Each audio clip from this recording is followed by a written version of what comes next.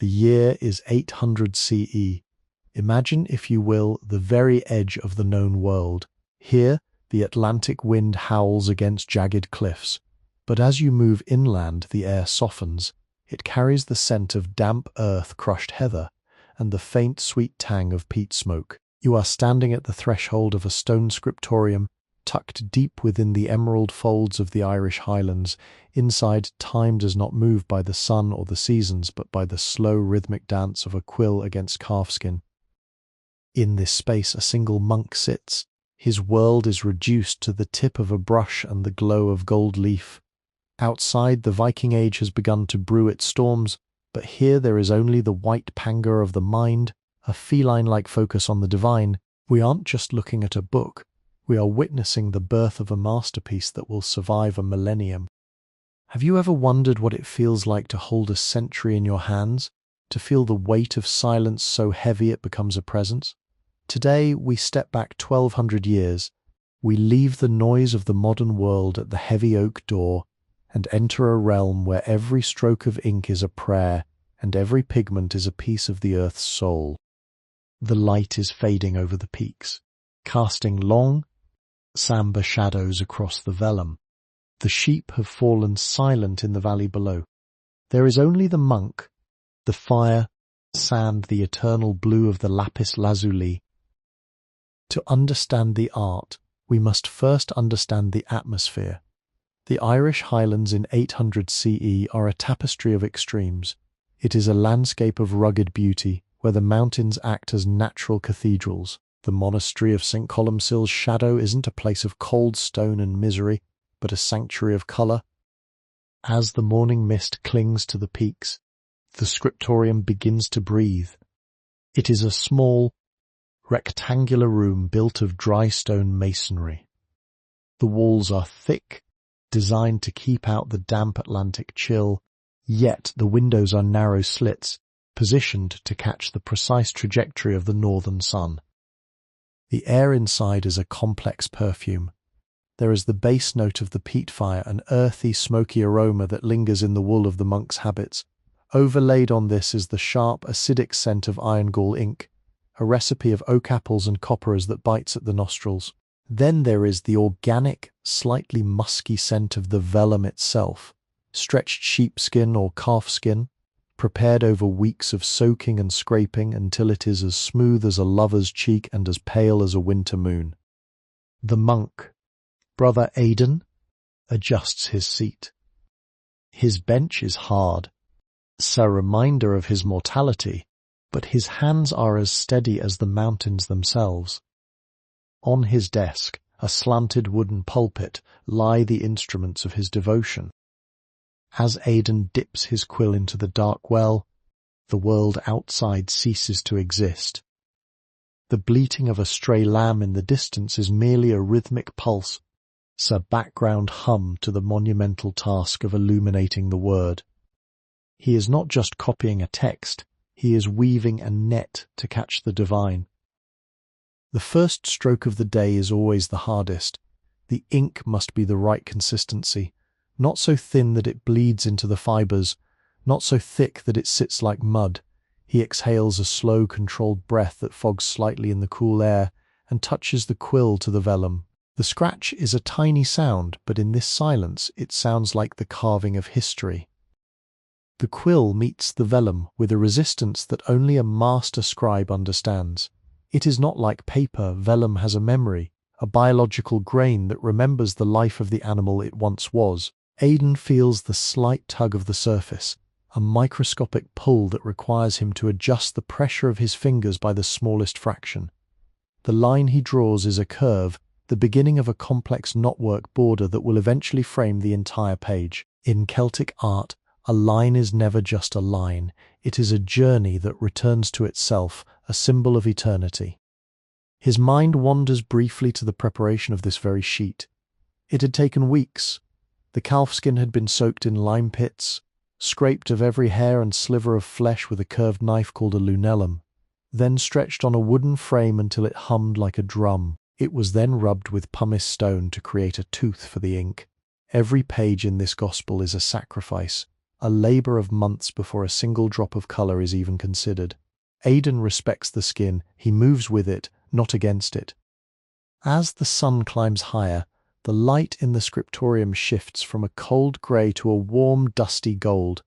Dust motes dance in the narrow shafts of light, swirling like the very spirals Aidan is currently sketching. He reaches for a small horn filled with egg-white glare, which will serve as the binder for his gold leaf. This is the most nerve-wracking part of the morning. Gold is thinner than a whisper. Even a heavy breath can send a week's worth of wages fluttering into the peat fire. He applies the glare with a tiny brush, tracing the outline of a great initial letter P. He waits. The timing must be perfect. If it is too wet, the gold will drown. If it is too dry, it will not cling. He checks the tackiness with the back of a knuckle. Satisfied, he lifts a small wooden paddle carrying a square of beaten gold. He holds his breath, literally stopping his lungs to ensure absolute stillness. With a soft huff of air, to create a tiny bit of moisture, he lays the leaf down. The transformation is instantaneous. The dull, pale vellum suddenly screams with light. The gold catches the sun and throws a shimmering reflection onto Aidan's weathered face. He uses a dog's tooth polished to a mirror finish to burnish the metal. He rubs gently over and over until the gold loses its papery texture and becomes a solid, glowing pool of liquid light. Outside, a hawk circles the peaks, its cry sharp and lonely. Aidan doesn't look up. He is lost in the geometry of the sacred. To him, the complexity of the design, the interlocking birds, the serpentine beasts biting their own tails, the endless spirals, is a mirror of the universe's own complexity. It is a puzzle intended to slow the reader down, to force the eye to wander and the soul to wonder. He picks up a different quill, this one reserved for the iron gall black. This ink is made from the swellings on oak trees caused by wasps mixed with iron salts. It is pale when first applied, but as it sits on the page, it reacts with the oxygen in the mountain air, darkening into a deep, permanent black that eats slightly into the vellum, anchoring the word for centuries to come. He begins the minuscule calligraphy, the insular script that is the pride of the Irish monasteries. Each letter is rounded, fat, and proud. The rhythm of the work becomes a form of meditation. Scratch, dip, breathe. Scratch, dip, breathe. The world of Viking raids, of kings and cattle raids, of cold winters and short harvests, all of it fades. There is only the inch of space between his eye and the page. He is weaving a tapestry of ink, a silent anthem for the Highlands. The sun reaches its zenith and the light within the scriptorium becomes a sharp, clinical white. Aidan pauses, his muscles stiff from hours of hunched devotion. He stretches his fingers, feeling the knuckles crack, a sound that seems loud as a falling branch in this hushed sanctuary. He looks down at his work. The golden P is now surrounded by a sea of interlocking red dots, a technique known as rubrication. Each dot is a tiny pinprick of cinnabar, placed with such mathematical precision that from a distance they appear as a soft, rosy haze, but up close they reveal the staggering discipline of the monk's hand. He leans back, his eyes blurring for a moment from the intensity of the focus. He thinks of the brothers out in the fields, their backs bent under the weight of stones or the pull of the plough. Theirs is a labour of the body, a physical struggle to coax life from the thin, acidic soil of the Highlands. His is a labour of the spirit, yet no less grueling. His eyes ache, and the constant chill of the stone floor has begun to seep through his wool sandals, numbing his toes. But he welcomes the discomfort. It is the grit that polishes the soul. He turns his attention to the blue. He picks up a small seashell, a scallop shell gathered from the distant coast, which serves as his palette for the ultramarine. This pigment is more valuable than the gold. It has travelled across the Mediterranean, through the hands of countless merchants over the Alps, and across the stormy Irish Sea. It is the colour of the deep ocean and the midnight sky. He mixes it with a drop of clear spring water and a bit of honey to keep it from cracking. As he applies the blue to the core of a triple spiral, the page begins to vibrate with energy. The contrast between the warm gold and the cool electric blue creates an optical illusion. The spirals seem to spin, drawing the viewer into a vortex of color. This is the living quality of the manuscript. It is not a static object, it is a machine for contemplation. He remembers his mentor, Brother Coleman, who had told him that a scribe's hand is guided by 3 fingers, but the whole body labors, 2 eyes to see the earthly, 1 heart to see the divine. Coleman would whisper, Aidan feels that 3rd eye opening now. The scratches of his quill are no longer just marks. They are the tracks of a soul wandering through the celestial meadows. He begins to paint the beast figures, long elongated hounds and lions with bodies that twist like ribbons. Their tails transition into vine scrolls, and their paws grip the very borders of the text as if the word of God is a cage holding the wildness of nature in check. The silence of the room is suddenly punctuated by the soft, rhythmic tolling of the bell for none, the mid-afternoon prayer. Aidan does not move immediately. He waits for the ink in the current spiral to dry just enough so it won't run. He watches the liquid lose its sheen, the mountain air drinking the moisture. If you find peace in this ancient silence and the slow dance of the monk's quill, please take a moment to subscribe to our journey through time. Like this video to help these stories of old find their way to new ears, and share your thoughts in the comments. What era of history brings you the most stillness? Your support helps us keep the peat fire burning in the scriptorium. Aidan finally rises, his joints protesting. He covers his work with a piece of light linen to protect it from stray dust or a wandering moth. He walks to the narrow window and looks out. The Highlands are a riot of shifting greens and purples. The shadows of the clouds race across the valley floor like giant, silent spirits. He breathes in the scent of the coming rain, a metallic, fresh aroma that signifies the turning of the day.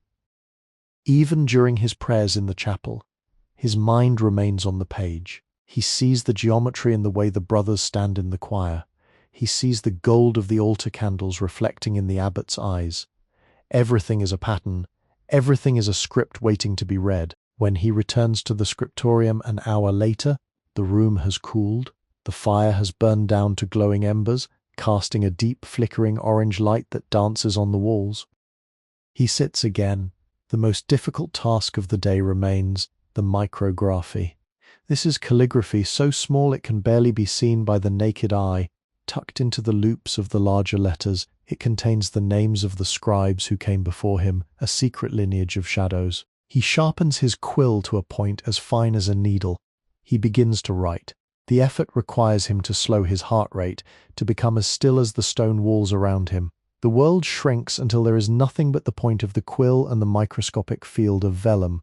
In this tiny space, he finds the infinite. The scriptorium is no longer a room in the Irish Highlands, it is the centre of the universe. The afternoon shadows stretch long and thin across the stone floor, like the fingers of a giant reaching for the monastery walls.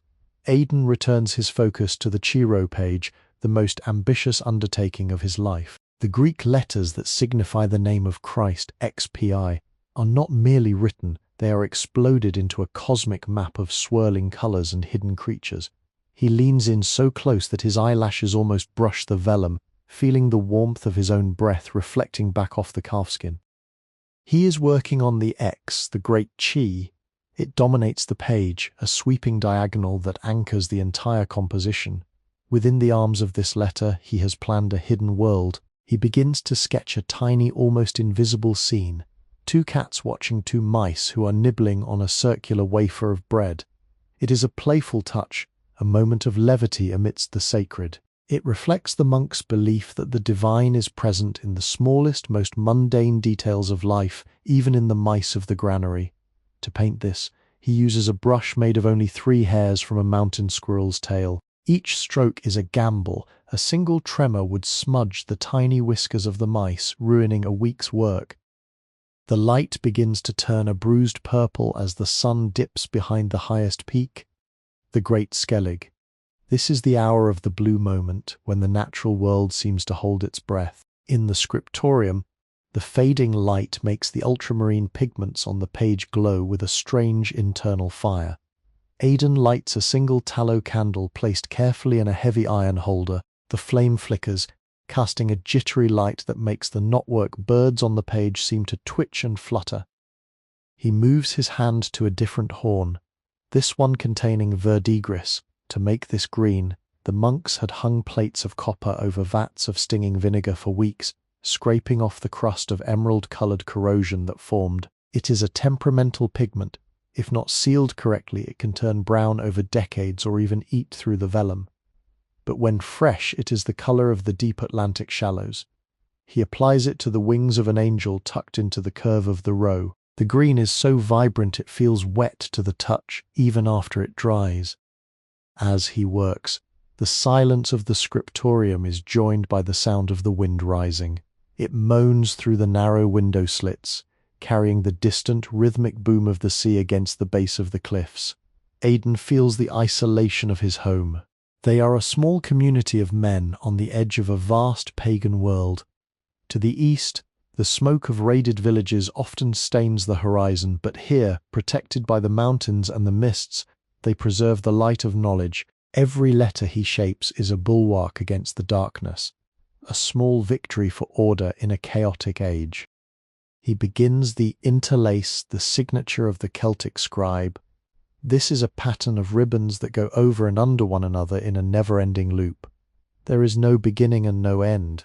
To draw it, one must have the mind of a mathematician and the soul of a poet. Aidan's quill follows the path under, over, under, over. He does not use a ruler or a compass. He relies on the eye measure passed down from his master. The rhythm of the interlace mimics the rhythm of his own heartbeat. Over, under, over, under. It is a visual prayer, a knot that ties the earth to the heavens. His back aches with a dull, persistent throb, and his eyes feel as though they have been rubbed with sand. He pauses to take a sip of weak ale from a wooden cup, the liquid cool and bitter on his tongue. He looks at his hands. They are stained with the colours of his craft, blue under the fingernails, a smudge of gold on his thumb, the indelible black of iron gall on his index finger. These are the marks of his calling. He is a labourer in the vineyard of the page. The peat fire has now crumbled into a heap of glowing rubies. The warmth is fading, and the air in the room takes on the sharp, crisp bite of the mountain night. Aidan knows he should stop, but he is drawn to one last detail. He wants to finish the eye of a golden lion. He picks up a needle-thin quill and a drop of pure white lead, plumbum album. With a steady hand, he places a single microscopic dot of white in the centre of the lion's blue pupil. Suddenly the beast comes to life. It stares back at him from the 8th century, its gaze fierce and eternal. Aidan shivers, not from the cold, but from the sudden realization of what he has created. This book will outlive his bones, it will outlive the monastery. It will carry the breath of these mountains into a future he cannot even imagine. He whispers a soft Deo gratias into the darkness, his voice a mere rasp against the stone walls. The candle flickers, its wick drowning slightly in a pool of molten tallow, casting a long dancing shadow of Aidan's profile against the rough-hewn stone wall. The scriptorium has grown cold, the kind of cold that settles deep into the marrow, yet the monk's hand remains strangely warm, fueled by the fever of creation. He turns his gaze to the margins of the page. In the world of the illuminated manuscript, the margins are where the scribe's personality breathes. Here, away from the rigid structure of the gospel text, Aidan allows himself a moment of quiet reflection. He decides to paint a small robin, a frequent visitor to the scriptorium's windowsill. He uses a mixture of red lead and ochre for the bird's breast, the colour of a winter sunset. As he paints, he thinks of the interconnectedness of all things. The bird that sings in the heather, the sheep that provides the vellum, the wasp that creates the gall for the ink, all are participants in this sacred book. He is merely the weaver, the one who pulls the threads together. The robin on the page looks alert, its head cocked as if listening to the distant chanting of the brothers in the chapel. Aidan's thoughts drift to the nature of the gold he has just burnished. To the monks, gold is not a sign of wealth, but a symbol of the uncreated light. When the candle flame hits the gilded surface, it doesn't just reflect light, it seems to emit it. In the dimness of a cathedral or a stone cell, These pages would act as small suns, illuminating the darkness of the mind. He touches the smooth surface of the vellum, feeling the slight indentation where the quill has pressed into the skin. It is a tactile map of his own life's energy. He begins to prepare for the night's end. He cleans his brushes with meticulous care, using a jar of precious distilled water. He wipes the nibs of his quills with a scrap of old linen, ensuring not a single speck of dried ink remains to clog the slit. Each tool is placed back in its leather wrap with the reverence a knight might show his sword. These are the weapons of the spirit, and they must be kept sharp. Outside, the first stars begin to pierce the velvet canopy of the Highland sky. The Great Bear hangs over the monastery, its icy light mirrored in the black pools of the peat bogs. Aidan feels a profound sense of scale. He is a small man on a small island, working on a single page, yet he feels linked to the stars. The geometry of his spirals is the same geometry he sees in the heavens. The same golden ratio that governs the growth of a fern in the glen governs the layout of his calligraphy.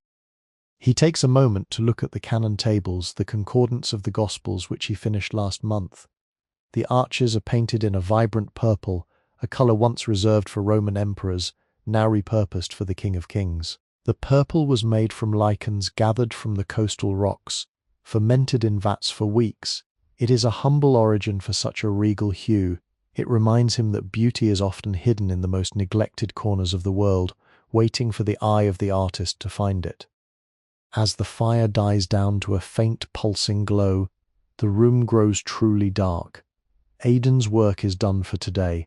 He stands up, his knees popping like dry twigs. He covers the desk with a heavy wooden lid to protect the manuscript from mice or damp. He walks to the door, his footsteps echoing on the flags. Before he leaves, he turns back one last time in the dying light of the ember. A single spark of gold on the page catches his eye, a tiny star burning in the heart of the Highlands. He closes the door, the heavy iron bolt sliding home with a final, echoing thud. The scriptorium is silent once more, left to the ghosts of the ink and the slow, steady drying of the word. The transition from the scriptorium to the night air is a shock of cold purity. Aidan pulls his heavy wool cowl over his head, the coarse fabric scratching against his jaw. The wind, now a steady gale from the north, carries the scent of salt and distant snow. As he walks toward the dormitory, he looks up at the stone towers of the monastery, silhouetted like black jagged teeth against the starlit sky. This place, founded on the prayers of saints, feels more like a fortress tonight, a fortress of memory holding back the tide of time. In the dormitory, the air is thick with the sound of sleeping men, the low hum of snoring, the rustle of straw mattresses, and the occasional soft mumble of a monk dreaming in Latin. Aidan finds his pallet and lies down, but his mind is still in the scriptorium. Behind his closed eyelids, he sees the blue spirals spinning. He sees the golden lions leaping across a field of white vellum. The colours are even more vivid in the dark, etched into his retinas by the day's intense labour. He realizes that he no longer merely paints the book. The book is painting him, reshaping his thoughts into the intricate knots and interlace of the gospel. He thinks of the Vikings, the Northmen whose dragon ships have been sighted further down the coast. The brothers speak of them in hushed, fearful tones. They are men who do not value the word, who see only the gold on the cover and not the light on the page. But Aidan finds a strange calm in his exhaustion. Even if the monastery were to fall, even if the stone walls were to crumble into the heather, the beauty he created today has a life of its own. It is a thought captured in a moment of grace, and grace is indestructible. The hours of the night pass in a blur of semi-conscious prayer. At the first light of dawn, the hour of prime, the bell calls them again. The sky is a bruised grey, and a light frost has turned the highland heather into a sea of silver needles. Aidan's hands are stiff, his fingers curling instinctively as if still gripping the quill. He joins the procession to the chapel, his voice joining the communal chant. The music is like the interlace on his page, voices rising and falling, weaving together to create a single unified harmony that floats up into the rafters. After a meagre breakfast of pottage and a crust of hard bread, he returns to his sanctuary. The scriptorium is freezing, the ink in the horns almost sluggish from the cold. He rekindles the peat fire, blowing on the embers until a small, cheerful flame begins to lick at the fresh sods. As the room warms, he uncovers the manuscript. The vellum looks different in the morning light, tougher, more resilient. He prepares a new pigment today, minium, a bright, searing orange-red made by heating white lead. It is the color of the spirit, the color of the fire that does not consume. He begins to fill in the halo of an evangelist. The red is bold and uncompromising. It demands the eye's attention. Aidan feels a surge of energy. The fatigue of the night vanishes, replaced by the aesthesis, the divine spark of the Creator. He realizes that this is his purpose. In a world of fleeting shadows and crumbling empires, he is leaving a mark that says, "We were here, we saw the beauty, we held the light." Sleepy History Tales is a sleep history storytelling platform created for entertainment, inspiration, education, and the promotion of positive emotional values. The morning sun begins to pierce through the narrow window slits, casting sharp, rectangular beams that illuminate the floating dust like tiny golden spirits. Aidan sits once more at his desk, his breath forming a rhythmic mist in the cool air. Today, his focus shifts to the animal interlace, a technique where nature itself is transformed into sacred geometry. He begins to sketch a hound, its body elongated and curved until its tail weaves through its own hind legs and emerges to form the border of a capital letter L. As he works, the monk contemplates the spiritual significance of these creatures. To the Highlands people, the hound represents loyalty and the hunt for truth. By intertwining the beast with the holy word, Aidan is sanctifying the natural world, showing that even the wild hunters of the glen have a place in the divine order. The quill moves with a renewed fluidity. The lines are so fine they require him to squint, his cheek almost touching the desk. Each stroke must be decisive. On vellum there is no true erasing, only the careful scraping of a knife that risks thinning the skin to a breaking point. If you're finding yourself lost in the quiet beauty of the 9th century Highlands, perhaps you would like to join our community of history lovers. Please subscribe and hit the notification bell so you never miss a journey into the past. Your likes and comments are the ink that keeps our scripts flowing, and we love to hear which historical settings help you find your inner peace. The silence of the scriptorium is now joined by the soft, rhythmic thump-thump of a brother in the courtyard below, beating out a rug.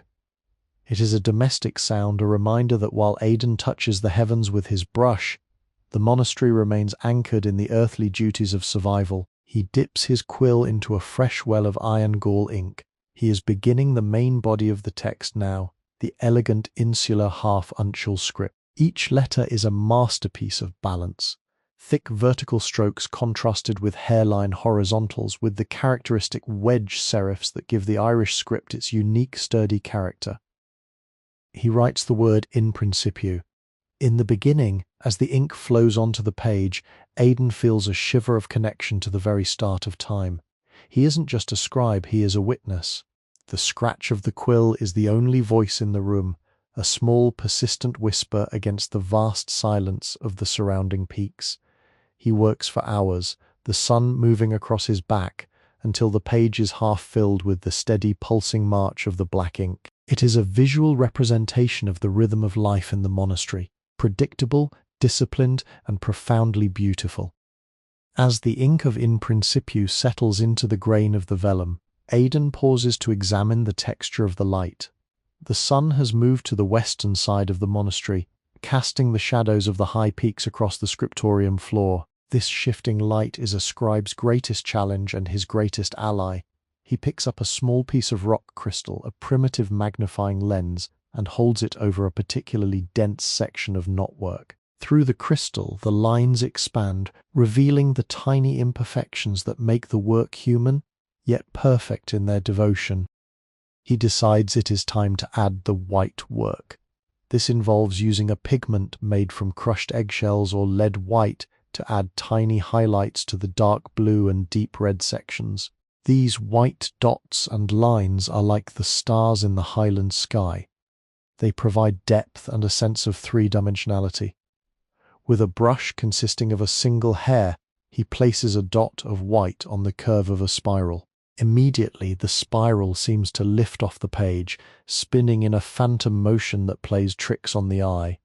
It is the spirit of the work, as Brother Coleman used to call it, the moment when the physical materials transcend their earthly origins. The wind outside picks up whistling through the stone gaps with a mournful, flute-like tone. Aidan finds comfort in the sound. It reminds him that while the world outside is wild and unyielding, he has carved out a space of absolute order. He looks at his palette. The colours are nearly exhausted. The ultramarine is a mere smudge of blue dust. The orpiment is a golden smear. He will need to spend the next few days grinding new pigments, a dusty and laborious task, but one he anticipates with a quiet joy. To grind the stone is to know the earth. To paint the page is to know the sky. He takes a deep breath, the scent of the peat fire now mixing with the sharp ozone of a gathering storm. He thinks of the generations of monks who will hold this book. They will see these same spirals. They will trace the path of his quill with their own fingers. He is talking to the future in a language of colour and line. His hand, though cramped and stained, feels light. He realizes that he is not tired in the way a man is tired after a day of hauling stone. This is a holy exhaustion, a state where the body is empty so the spirit can be full. He begins to pack away his sketches, the rough drafts on wax tablets where he practiced the complex geometry of the X. These tablets, blackened beeswax set into wooden frames, are etched with the ghost lines of 100 failed attempts. Only the perfect version makes it to the vellum. He smooths the wax with a heated iron tool, erasing the trials of the day, leaving a blank slate for tomorrow's inspirations. The continuity of the work is a comfort.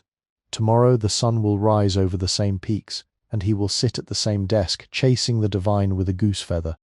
Sleepy History Tales combines the power of AI to reimagine fictional historical tales, bringing peace, relaxation, and positive emotional values to our listeners. The storm that had been brewing over the Atlantic finally breaks against the Highland peaks. Thunder rolls like the sound of giant stone wheels being dragged across the floor of heaven, and rain begins to lash against the scriptorium's thick walls inside.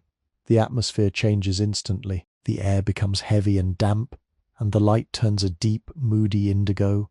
Aidan knows he must be careful now. Vellum is sensitive to moisture, and it can buckle or cockle if the humidity rises too quickly. He places a heavy piece of smooth slate over the finished sections of the manuscript, a weighted shield against the shifting weather. He turns his attention to the inhabited initials. These are the large letters that house small figures of monks, angels, or biblical scenes. Today, he is working on a letter Q, and inside the circle of the letter, he decides to paint a scribe, perhaps a version of himself, hunched over a desk just like the one he sits at. It is a moment of meta-reflection, a loop within a loop. He paints the tiny figure in a simple brown habit, but he gives the miniature book on the tiny desk a speck of real gold. It is a secret shared between the artist and the page, a small nod to the eternal cycle of the scriptorium. The peat fire crackles more aggressively now, reacting to the draft coming down the chimney. The orange light flickers across the vellum, making the fresh ink appear to move. Aidan finds himself staring at the play of light. He thinks about the pilgrims who will eventually see this book in the great church. They will come from all over Ireland, and perhaps even from the lands of the Saxons or the Franks. They will see the gold and the blue and think of the glory of God, but they will never know the cold of this room, the ache in his shoulder, or the way the rain sounds against the roof in the year 800.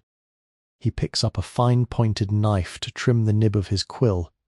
The shavings fall like tiny white feathers onto the floor. This constant maintenance is a form of prayer in itself, a commitment to excellence. A dull tool makes a dull mind, he whispers. He tests the new point on a scrap piece of vellum, drawing a series of perfect interlocking circles. The ink flows smoothly, a dark, consistent river. He feels a sudden, profound sense of gratitude for his vocation. While the world is often a place of fire and sword, his life is defined by the creation of something that cannot be used to kill or to conquer, only to inspire. As the rain continues to drum a relentless rhythm, Aidan begins to plan the carpet pages, those dense, purely decorative pages that precede each gospel. They are called carpet pages because they resemble the intricate rugs of the East. They require a level of concentration that borders on a trance state. He begins to grid out the page using a dry point, a needle that leaves a faint indentation but no mark.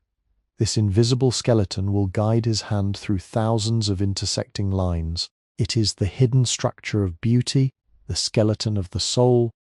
The grid on the vellum is nearly invisible, a phantom architecture that only Aidan's practiced eyes can truly follow. As the storm outside reaches its crescendo, the scriptorium feels like a ship tossed on a stone sea, yet the monk remains the steady mast at its center. He begins to fill the grid with the step patterns, a geometric style that echoes the ancient stone carvings of his ancestors. These are not curves, but sharp, rhythmic angles that symbolize the steadfastness of faith. Each square must be identical, each line perfectly parallel, or the entire illusion of the carpet page will collapse into chaos. He works with a steady hand, despite the low rumble of thunder that vibrates through the floorboards. To maintain his focus, he begins to hum a low Gregorian chant, the vibration of his own voice grounding him. The repetition of the pattern left up, right down becomes a dance. He loses track of the hours in this state. The cold of the room no longer bites, and the dimness of the light no longer strains his eyes. He has moved beyond the physical world and into a realm of pure proportion. He pauses to refill his inkhorn. This time he uses a deep, velvety Tyrian purple, a pigment so rich it looks almost black in the shadows. He uses it to outline the central cross that sits in the heart of the carpet page. The purple provides a regal weight to the composition, an anchor for the swirling reds and golds that will eventually surround it. He thinks of the mountains outside, the way the heather turns this very shade of purple just before the sun sets. Nature is the ultimate scriptorium. He realizes God is the original scribe, and the Highlands are his most beautiful page. As the rain begins to taper off into a soft rhythmic patter, the silence returns to the room, heavier and deeper than before. Aidan looks at the tiny section he has completed, no larger than a thumbnail, yet containing dozens of intricate intersections. At this rate, the carpet page will take him months to finish. He does not feel discouraged, rather he feels a sense of relief. In a life that is often short and uncertain, the slowness of the work is a gift. It is a promise that there is a tomorrow, and a tomorrow after that, all dedicated to the pursuit of this singular, painstaking beauty. He leans back, his spine making a soft clicking sound as he straightens. He looks at his hands, which are trembling slightly from the intensity of the work. He realizes he hasn't eaten since the morning. He reaches into a small leather pouch at his side and pulls out a handful of dried hazelnuts, their earthy crunch a welcome contrast to the ethereal work before him. As he eats, he watches the last of the storm clouds break apart, revealing a sliver of a pale, watery moon hanging over the dark silhouettes of the peaks. The world is washing itself clean, and tomorrow the light will be perfect for the gold. The morning air following the storm is impossibly clear, scrubbed clean by the rain. Aidan returns to his desk to find the vellum taut and ready. Today is a day for the knotwork of the four winds. This particular design is so complex that it is said to frustrate the devil himself, as the eye can never find a way out once it enters the labyrinth of lines. He begins with a pale yellow wash, mapping out the primary paths before committing to the heavier pigments. The scriptorium is silent, save for the occasional clink of a glass vial or the soft rustle of Aidan's wool sleeve against the wood. As he weaves the lines on the page, he thinks of the interconnectedness of the monastery's life. Just as these knots rely on every loop to maintain their integrity, the brothers rely on one another. The brother who tends the bees provides the wax for the tablets. The brother who hunts the mountain goats provides the skins.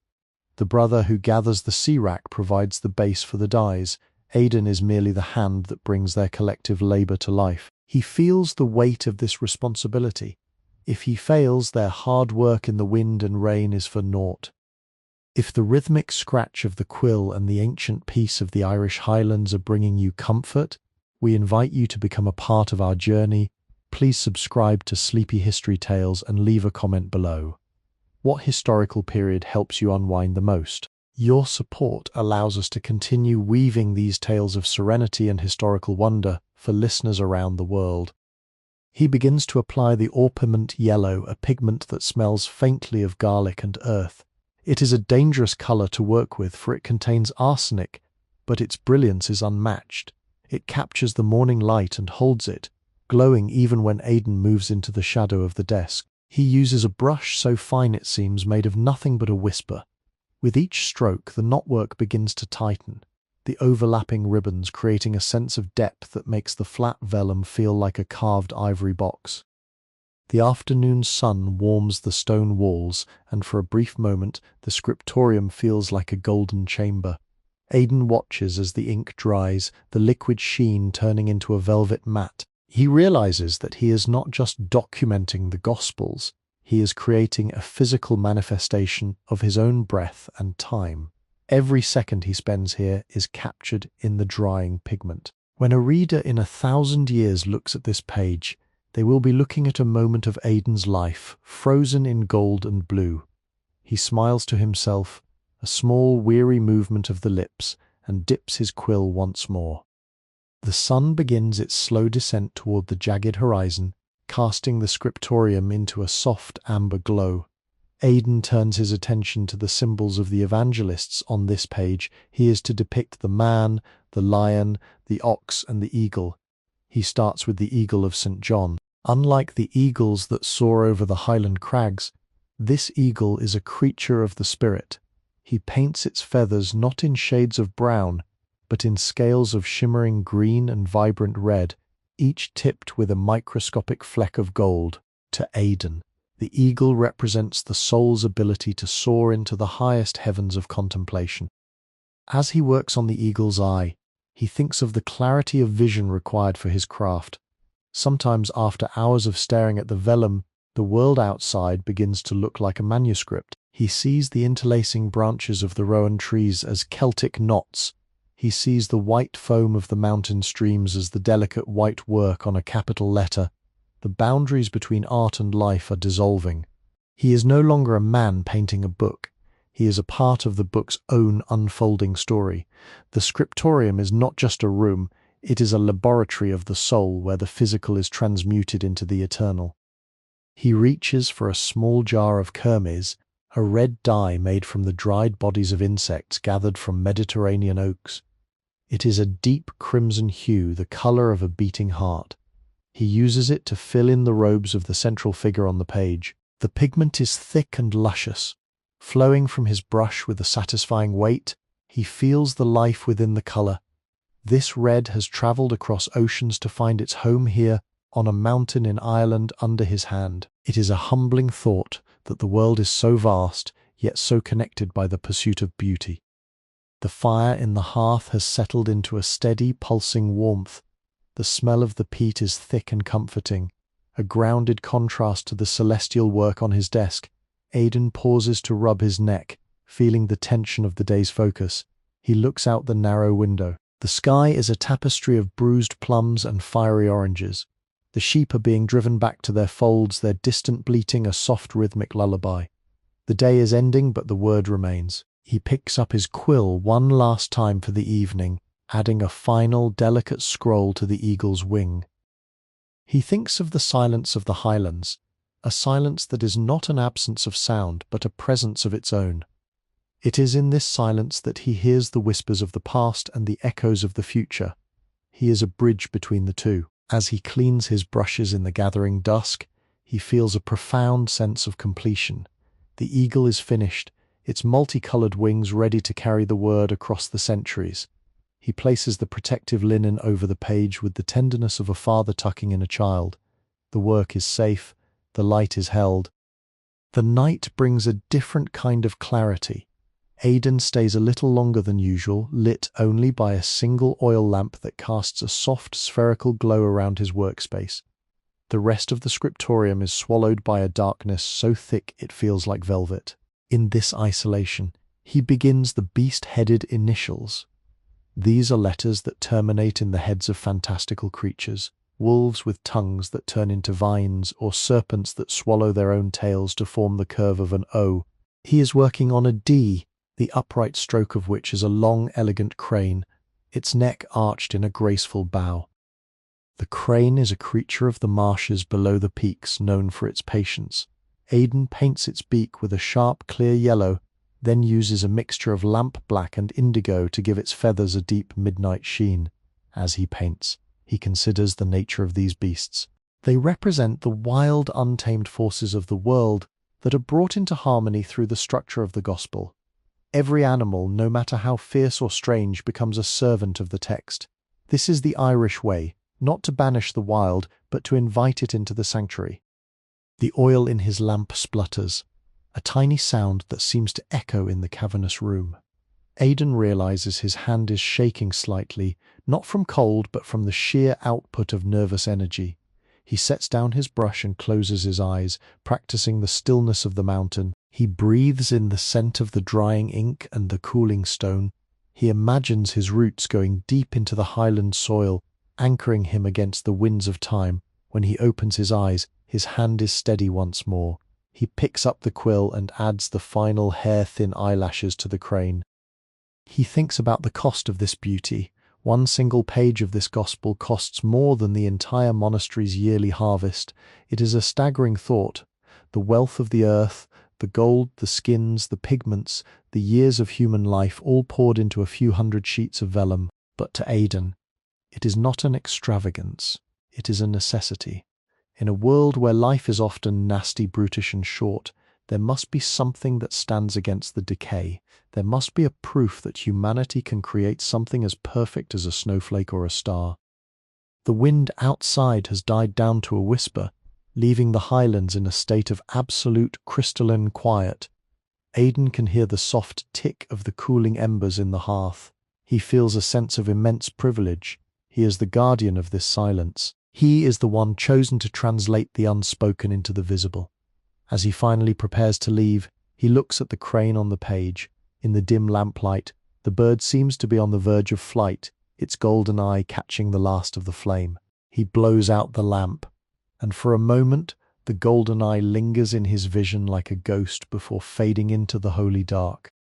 The next morning the highlands are draped in a thick silver fog that clings to the windows like a damp wool cloak.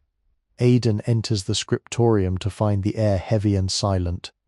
The world outside has vanished, leaving only the stone walls and the sacred task. Today, he begins the work of the evangelist's portrait. This is the focal point of the section, a full-page depiction of St. Luke.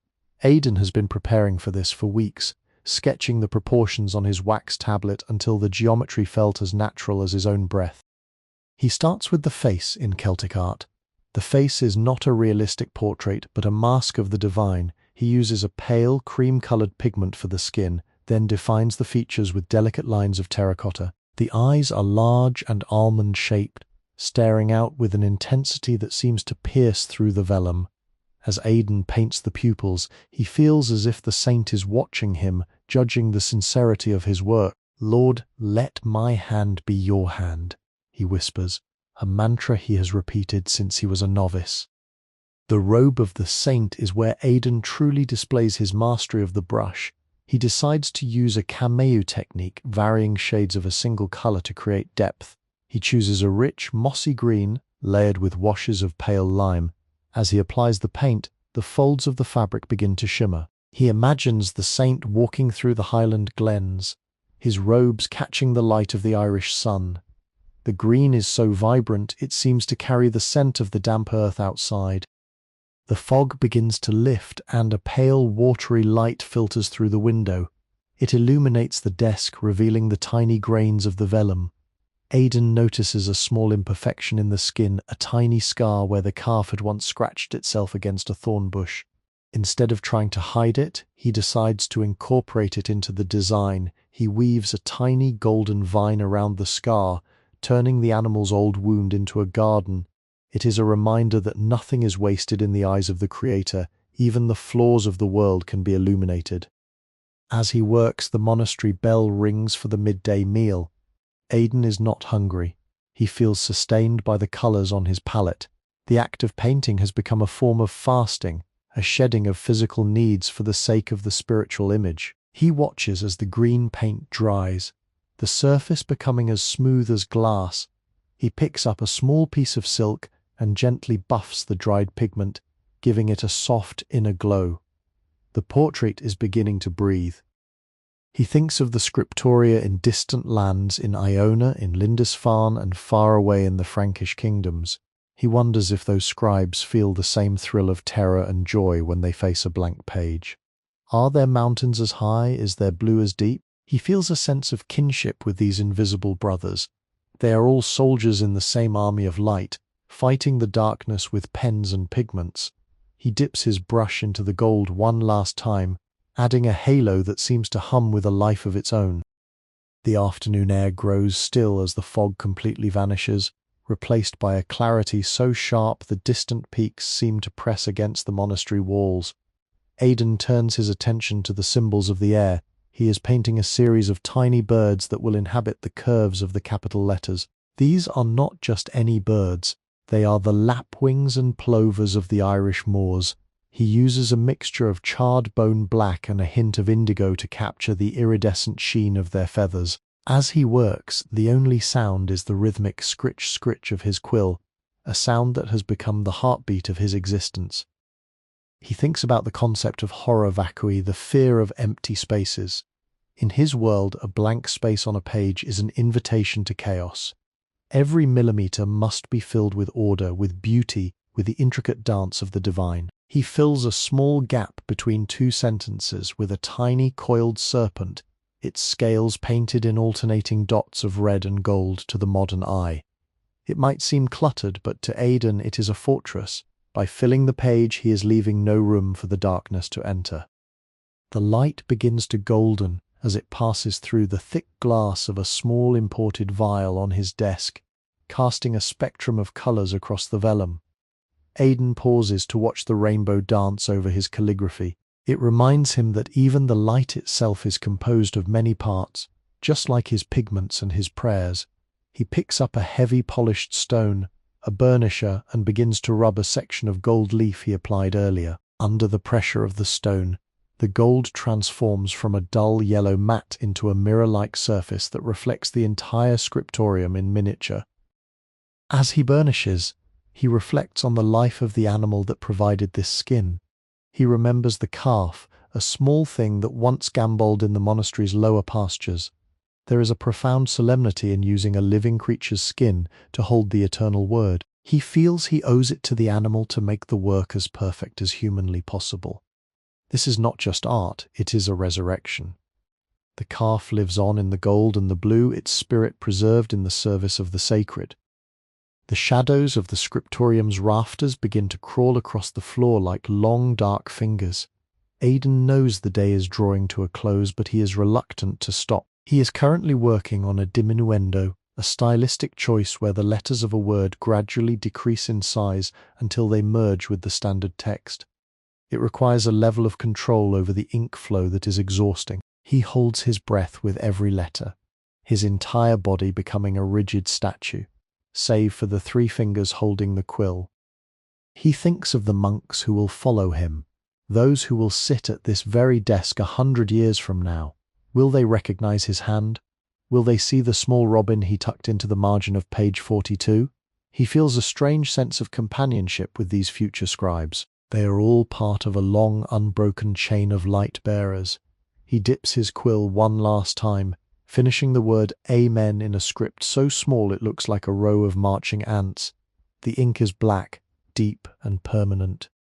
The transition into the evening is marked by the shifting colours of the Highlands. Through the narrow window, the peaks have turned a deep, bruised amethyst, and the sky is the colour of cooling iron.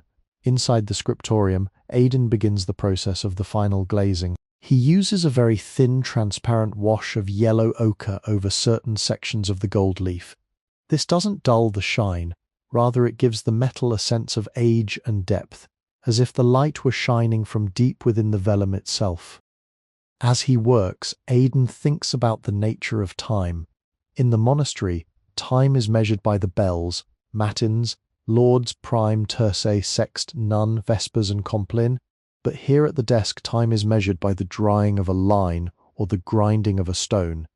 It is a slower, more deliberate clock. He finds that he no longer fears the passing of the years. Every grey hair in his beard is a page completed. Every ache in his joints is a knotwork spiral successfully woven. He is being consumed by his work, and he finds a strange holy joy in that consumption. He picks up a small piece of pumice to correct a tiny overrun of blue ink. He rubs the surface with infinite patience, thinner than a breath, until the stray mark vanishes without scarring the skin. This is the hidden labour of the scribe, the correction of faults that no one else will ever see. To Aidan, these hidden acts of perfection are the most important. They are for no human eye but for the eye that sees all. He feels a profound sense of peace in the anonymity of his craft. He does not sign his name to the page, he signs his soul to the silence. The peat fire has now become a pile of white ash with a core of pulsing orange. The heat is dry and comforting, keeping the dampness of the mountain night at bay. Aidan takes a moment to look at the incarnation initial, the Chi-Rho page, one last time before he finishes for the day. In the dimming light, the page seems to vibrate. The interlocking birds and beasts seem to be whispering to one another, a silent choir of creatures praising the Creator in a language of colour. He feels a sense of awe, as if he were not the creator of the page, but merely the first person to discover it. He thinks about the world beyond the peaks. News travels slowly to the Highlands, but they have heard of the great libraries being built in the east and of the wars being fought for crowns and land. He looks at the book on his desk. This is a different kind of power. It is a power that does not demand or destroy, but invites and illuminates. It is the power of the still small voice. As he prepares to close the scriptorium for the night, he feels like a guardian of a sacred flame. Sleepy History Tales is a sleep history storytelling platform created for entertainment, inspiration, education, and the promotion of positive emotional values. The dawn of the following day brings a heavy white frost that turns the highland landscape into a world of crystal. Inside the scriptorium, the air is so cold that Aidan can see his breath in thick plumes, but his spirit is undeterred. Today is the day he begins the lapis lazuli wash. This is not for detail, but for the background of a major initial. He takes a small marble slab and begins to grind the blue stone, which is as hard as the mountains themselves. The sound of stone against stone, a rhythmic grind and swirl, is the only music in the room. As he grinds, he thinks about the journey this stone took. It began in the mountains of the east, travelled by camel across deserts, by ship across the great sea, and finally by pack-horse over the muddy tracks of Ireland. It is a miracle that it is here at all. He mixes the fine, glittering dust with a binder of egg yolk and a single drop of honey. The resulting liquid is a blue so deep it feels like looking into the eyes of the universe.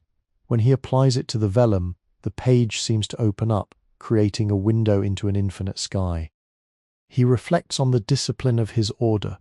The rule of St. Benedict speaks of ora et labora, pray and work. For Aidan, there is no distinction between the two. The act of grinding the pigment is a prayer of patience. The act of laying the wash is a prayer of focus. He watches the blue pool and spread, carefully guiding it with a broad brush made of badger hair. The vellum drinks the colour, holding it fast. In this moment, the monk feels a profound connection to the earth and the heavens, a bridge made of blue dust and ancient skin. The sun finally clears the eastern ridge, and a beam of light hits the wet paint. For a second, the scriptorium is filled with a blue glow, as if the room itself were underwater. Aidan pauses, his brush suspended in the air. He realizes that this beauty is not his own, it is something he is merely uncovering. He is like a miner, digging through the darkness of the world to find the light hidden within. He feels a deep humility. He is a small man soon to be forgotten, but the blue will remain vibrant and defiant long after his name has vanished from memory. As the wash dries, he prepares for the next layer. He will add cinnabar red dots over the blue to create a shimmering effect. This contrast, the fire of the red against the depth of the blue, is the essence of the Irish style. It is a visual representation of the soul's journey, the struggle between the heat of passion and the cool of contemplation. Aidan dips his finest quill into the red ink and begins to place the dots one by one with the precision of a heartbeat. Each dot is a small spark of life on a field of eternal blue. The morning frost begins to weep from the eaves of the scriptorium as the sun climbs higher, and the rhythmic drip-drip provides a steady percussion to Aidan's work.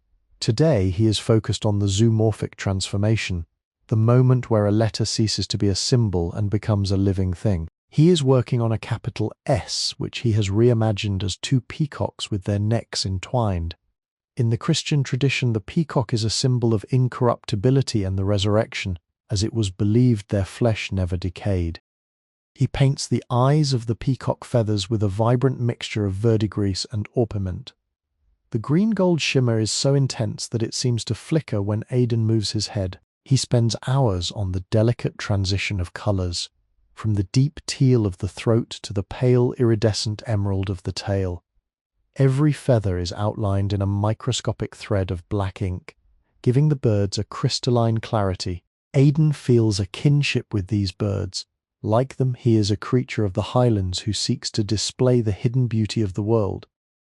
As he works, his mind drifts to the scriptorium's library, a collection of 50 books, each one a treasure beyond price.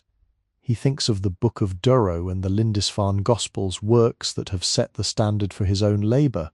He is not trying to surpass them, but to join their conversation. He is adding his voice to a chorus of scribes that stretches back to the Desert Fathers.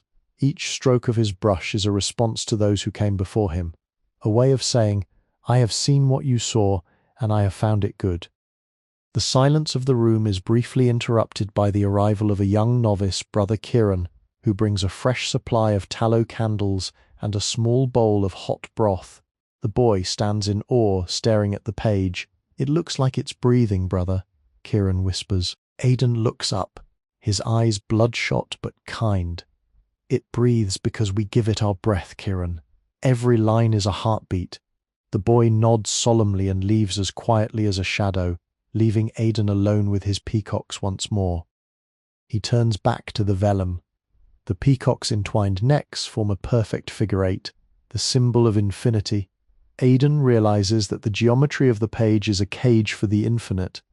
By mapping out these complex patterns, he is trying to understand the mind of the creator. He feels a sudden, overwhelming sense of scale. He is a small man with a small brush, but he is touching the hem of the eternal. He dips his brush into the gold, adding a final, shimmering highlight to the peacock's crest. The bird is ready to wake. The evening light stretches long across the stone windowsills, striking the manuscript pages and causing the freshly polished gold leaf to reflect a magnificent radiance throughout the small room. Aidan pauses, taking a deep breath to soothe his chest, which has tightened from hours of intense focus. Today, he begins the stage he calls the Apostles' Whisper, the practice of micrography, writing infinitesimal Latin text hidden within the borders of the large initial letters. This technique requires absolute precision, where the script is so small that the naked eye can barely distinguish it from a simple coloured thread. Aidan must hold his breath with every stroke, for even the slightest shiver of his body could ruin a month's worth of labour. He uses a special black ink, rendered from the soot of old pine branches, to achieve maximum sharpness and depth. As he writes, Aidan contemplates the significance of the hidden. Why expend such effort on details that perhaps no human eye will ever see? He smiles, a private look of contentment. To him, these hidden details are not for men. They are an offering to the Almighty, who sees even the smallest things in the universe. Each tiny character is a silent prayer, a secret shared between the artist and his faith. The wind from the highlands blows harder, battering the stone walls surrounding the monastery, creating long howls like the trumpets of ancient warriors. But inside the scriptorium, absolute silence reigns. Aidan feels the contrast between the chaos of nature outside and the perfect order he is constructing on the calfskin. He is creating a world where everything has its place, where beauty rules and darkness has no crevice in which to hide. He takes a piece of soft leather to gently rub the back of the vellum, helping it lie flat after the ink has dried. The warmth from his hand transfers to the skin, a meeting of human life and natural material. Aidan knows that with each passing day, a portion of his strength remains forever within these pages. He feels no regret. To him, it is a fair exchange. He gives time his youth and health, and time returns to him a work that will endure for 1,000 years. As the first shadows of twilight begin to creep into the corners of the room, Aidan gathers his goose-feather quills. He looks at the massive letter A he has just completed, with tiny dragons entwined amidst the microscopic text. A sense of humble pride rises within him. The day's work is done, and in the dimming light the manuscript seems to emit a soft blue glow, as if it were accumulating the day's sunlight to shine through the dark of the night. Sleepy History Tales is a sleep history storytelling platform created for entertainment, inspiration, education, and the promotion of positive emotional values. The moon rises over the jagged peaks, casting a silver pallor over the scriptorium that makes the vellum look like translucent marble. Aidan does not leave instead. He lights a second lamp, for tonight he must begin the lacing of the ribbons. This involves connecting the disparate elements of the page, the beasts, the saints, and the geometry, with a series of fluid, golden ribbons that weave over and under every other element. It is the final layer of complexity that binds the cosmic vision together. As he guides the golden ink, Aidan thinks about the concept of the eternal return. The ribbons never truly end. They loop back into themselves, mirroring the cycles of the seasons, the movement of the stars, and the liturgical year of the monastery. He feels a sense of dizziness as he follows a single strand from the tail of a lion, through the halo of an evangelist, and into the root of a vine. It is a visual representation of the belief that all things, no matter how diverse, are connected by a single divine thread. The oil in his lamps begins to burn low, giving off a scent of crushed olives and warm brass. Aidan's eyes are heavy, the edges of his vision blurring, but his hand remains unnaturally steady. He is in the scribe's trance, a state where the ego vanishes and only the work remains. He no longer feels the hunger in his belly or the chill in his feet. He is merely an instrument, a vessel, through which the beauty of the Highlands and the glory of the Word are being poured onto the page. The following morning, a gentle rain returns to the Highlands, creating a soft, rhythmic drumming on the scriptorium's slate roof. Aidan returns to his bench with a new purpose, the filling of the voids. While the ribbons and beasts have been placed, there remain tiny islands of blank vellum that need to be populated with pointy A, thousands of minute dots of red lead and white lime. This technique creates a shimmering atmospheric effect, making the background of the page appear to glow with a soft, ethereal light. He takes a breath, steadying his hand. Each dot must be exactly the same size, spaced perfectly apart to create a uniform texture. As he works, he thinks of the stars above the monastery on a clear winter night. Just as the stars seem to fill the dark vacuum of the sky, these dots fill the silence of the page. He is replicating the celestial order, one tiny prick of color at a time. The work is tedious and requires a patience that borders on the superhuman, but Aidan finds it meditative. The repetition becomes a form of rhythmic breathing, a bridge between his physical body and the art. He reflects on the many hands that have touched this book before him and the many that will touch it after. He is part of a lineage, a caretaker of a tradition that began in the deserts of Egypt and travelled through the monasteries of Europe to reach this remote Irish peak. He feels the weight of the past pressing against his back. Not as a burden, but as a supportive hand. He is never truly alone in the scriptorium. He is surrounded by the ghosts of every scribe who ever dipped a quill into an inkpot. As the afternoon light fades into a misty grey, Aidan begins to work on the marginalia, the small, often humorous drawings in the margins that provide a counterpoint to the sacred text. He draws a small cat pouncing on a mouse, a scene he witnessed in the monastery kitchens just days ago. These touches of reality ground the divine work in the everyday world. It is a reminder that the sacred and the profane are not separate, but are part of the same grand tapestry of life. The cat's fur is painted with the finest strokes of a single hair brush, each whisker a delicate line of silver white. Aidan smiles at the playfulness of it, In a book dedicated to the eternal, there is still room for a common house cat. This is the Irish spirit, a deep, abiding reverence for the holy, tempered by a sharp, observant love for the natural world. He finishes the cat's tail with a cheeky curl that mirrors the grand spirals of the main initial. As the bell for Vespers begins to toll, echoing through the damp air, Aidan feels a sense of profound contentment. The page is nearly complete. The balance between the massive golden letters and the tiny, playful margins is perfect. He takes one last look at the cat and the mouse, a small smile lingering on his face as he prepares to join his brothers in prayer. The work of the day is sanctified, and the Highlands are once again blanketed in the peaceful grey embrace of the rain. Sleepy History Tales is a sleep history storytelling platform created for entertainment, inspiration, education, and the promotion of positive emotional values. He pauses to look at a small section where a blue serpent bites the heel of a golden warrior. It is a tiny drama, hidden in the corner of a margin, yet he has given it as much care as the face of Christ. Every soul has its struggle, he murmurs to the empty room. He realizes that this book is a map of the human condition, the beauty, the complexity, the tiny battles, and the ultimate harmony. It is a mirror held up to the soul of the world. As the first hint of pre-dawn grey begins to touch the horizon, Aidan finally sets down his quill. He has completed the lacing.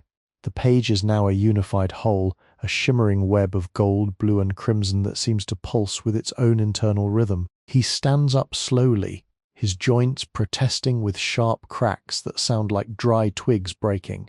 He walks to the window and looks out at the sleeping peaks. The world is still there, ancient and indifferent, but he has captured a piece of its spirit and locked it in vellum. He covers the desk with a heavy wool cloth to protect the drying ink from the morning dew. As he walks toward the dormitory, his footsteps echoing in the stone corridor, he feels a profound sense of peace. The work is not yet finished. There are hundreds of pages still to go, but tonight he has touched the edge of the infinite. He falls into his narrow cot, his fingers still stained with the blue of the east and the black of the Highlands, and dreams of ribbons made of light. Sleepy History Tales combines the power of AI to reimagine fictional historical tales, bringing peace, relaxation, and positive emotional values to our listeners. The rain ceases as night falls, leaving the Highland air crisp and scented with wet stone and heather. Aidan returns to the scriptorium not to paint, but to perform the opening of the gold. This is the final inspection of the illumination under the steady light of a beeswax candle. As he moves the flame across the vellum, the page comes alive in a way it never does during the day. The burnished gold leaf catches the flickering light, casting moving shadows that make the knotwork appear to writhe and the beasts to breathe. He focuses on the incipit, the opening words of the gospel. The letters are so heavily ornamented that they have become a forest of colour. He notices a tiny gap in the indigo wash near the curve of a P. Instead of reaching for his brush, he stops. He realizes that this tiny imperfection is the scribe's mark, a deliberate or accidental flaw that serves as a reminder of human fallibility. To make a perfect book would be an act of pride, an attempt to rival the creator. By leaving the gap, Aidan acknowledges his own place in the universe, a humble craftsman striving for beauty, yet inherently limited. His thoughts turn to the future journey of this manuscript. Once finished, it will be bound in thick oak boards covered in leather and studded with precious gems. It will be carried in processions, its gold flashing in the sun, a beacon of hope for a people living in uncertain times. He knows that he will likely be long dead by the time the vellum begins to yellow at the edges, yet the blue of the lapis and the brilliance of the orpiment will remain as vivid as they are tonight. He is writing a message to a future he will never see. He sits in the silence listening to the mountain. A distant owl hoots, a lonely sound that emphasizes the profound isolation of the monastery. In this moment, Aidan feels a strange sense of completion. He has been working on this single page for 3 months. To the outside world, it is a staggering amount of time for a single sheet of skin, but to Aidan, it is a lifetime of devotion condensed into a physical object. He has poured his sight, his patience, and his prayers into these colors. As the candle burns down to a small pool of wax, Aidan begins the cleansing of the tools. He wipes each quill with a silk cloth, rinses his brushes in pure spring water, and seals his pigment jars with wax. This ritual is his way of saying goodbye to the page. Tomorrow he will turn it over and face a fresh blank sheet of vellum. The cycle will begin again, the grinding of stones, the stretching of skins, the slow dance of the pen. He stands one last time before the finished work. In the dying light of the candle, the golden cross at the center of the page seems to float above the vellum, a radiant anchor in a sea of complexity. He bows his head slightly, a gesture of respect to the work and the inspiration behind it. "It is finished," he whispers, the words catching in the cool night air. He blows out the flame, and the scriptorium is plunged into a holy, restful darkness. Sleepy History Tales is a sleep history storytelling platform created for entertainment, inspiration, education, and the promotion of positive emotional values. The morning brings a rare, brilliant sun that sets the frosted highlands ablaze with light. Aidan enters the scriptorium with a heavy heart and a light spirit, for today is the turning of the page. He stands before his masterpiece, the light of the new day revealing every microscopic dot and every shimmering ribbon in terrifyingly beautiful detail. He takes a moment to simply look, not as a creator, but as a witness. The page is a symphony of Irish faith and Mediterranean color, a bridge between the rugged mountains outside and the celestial city within. With hands that have spent months perfecting this single surface, he reaches out and gently lifts the corner of the vellum. The skin makes a soft, rhythmic hiss as it moves against the desk, a sound like a long-held breath finally being released. As he turns it over, the weight of the work settles into the binding. The finished illumination is hidden, pressed against the blank back of the next sheet. It is gone from his sight, preserved for the eyes of the future. Before him now lies a new cream-colored expanse, barren, silent, and waiting. He begins the pricking of the guide using a small silver awl to punch tiny holes along the edges of the new page. These holes will guide the ruling of the lines, ensuring that the text remains as straight as the path of a saint. The pop, pop, pop of the needle through the skin is the only sound in the room. He thinks of how his life is much like these pages, a series of beginnings and endings, each one requiring the same discipline, the same humility, and the same absolute devotion to the light. As he prepares his first pot of black ink for the new text, he hears the distant sound of the brothers singing in the chapel. Their voices carry on the wind, rising and falling like the interlacing patterns he so loves to draw. He realizes that he is no longer tired. The completion of the previous page has refilled his well of energy. The blank vellum is not a void to be feared, but a field to be planted. He is a farmer of the spirit, and the harvest is the word. He dips a fresh quill, one he spent the morning sharpening to a needle point, into the ink. He places the tip against the top left corner of the new sheet. He pauses, offering one last silent prayer for a steady hand and a clear eye. Then, with a single fluid motion, he draws the first stroke of a new letter. The black ink bites into the pale skin, bold and unyielding. The journey begins again. The cycle of the scriptorium continues, as timeless as the mountains and as enduring as the stars. The sun continues its journey across the sky, and Aidan is once again lost in the rhythm of the work. He is a man of the Highlands, a man of the book, and a man of the light. As the shadows begin to shift and the world outside prepares for another evening, the scribe remains at his post, weaving the temporary into the eternal, one stroke at a time. Sleepy History Tales is a sleep history storytelling platform created for entertainment, inspiration, education, and the promotion of positive emotional values. The seasons begin to blur outside the scriptorium's narrow slit of a window. The vibrant greens of the Irish summer fade into the rust and gold of autumn, and eventually the first heavy snows of winter drape the highland peaks in a suffocating brilliant white. Aidan's world, however, remains measured by the slow progression of the Eusebian canons.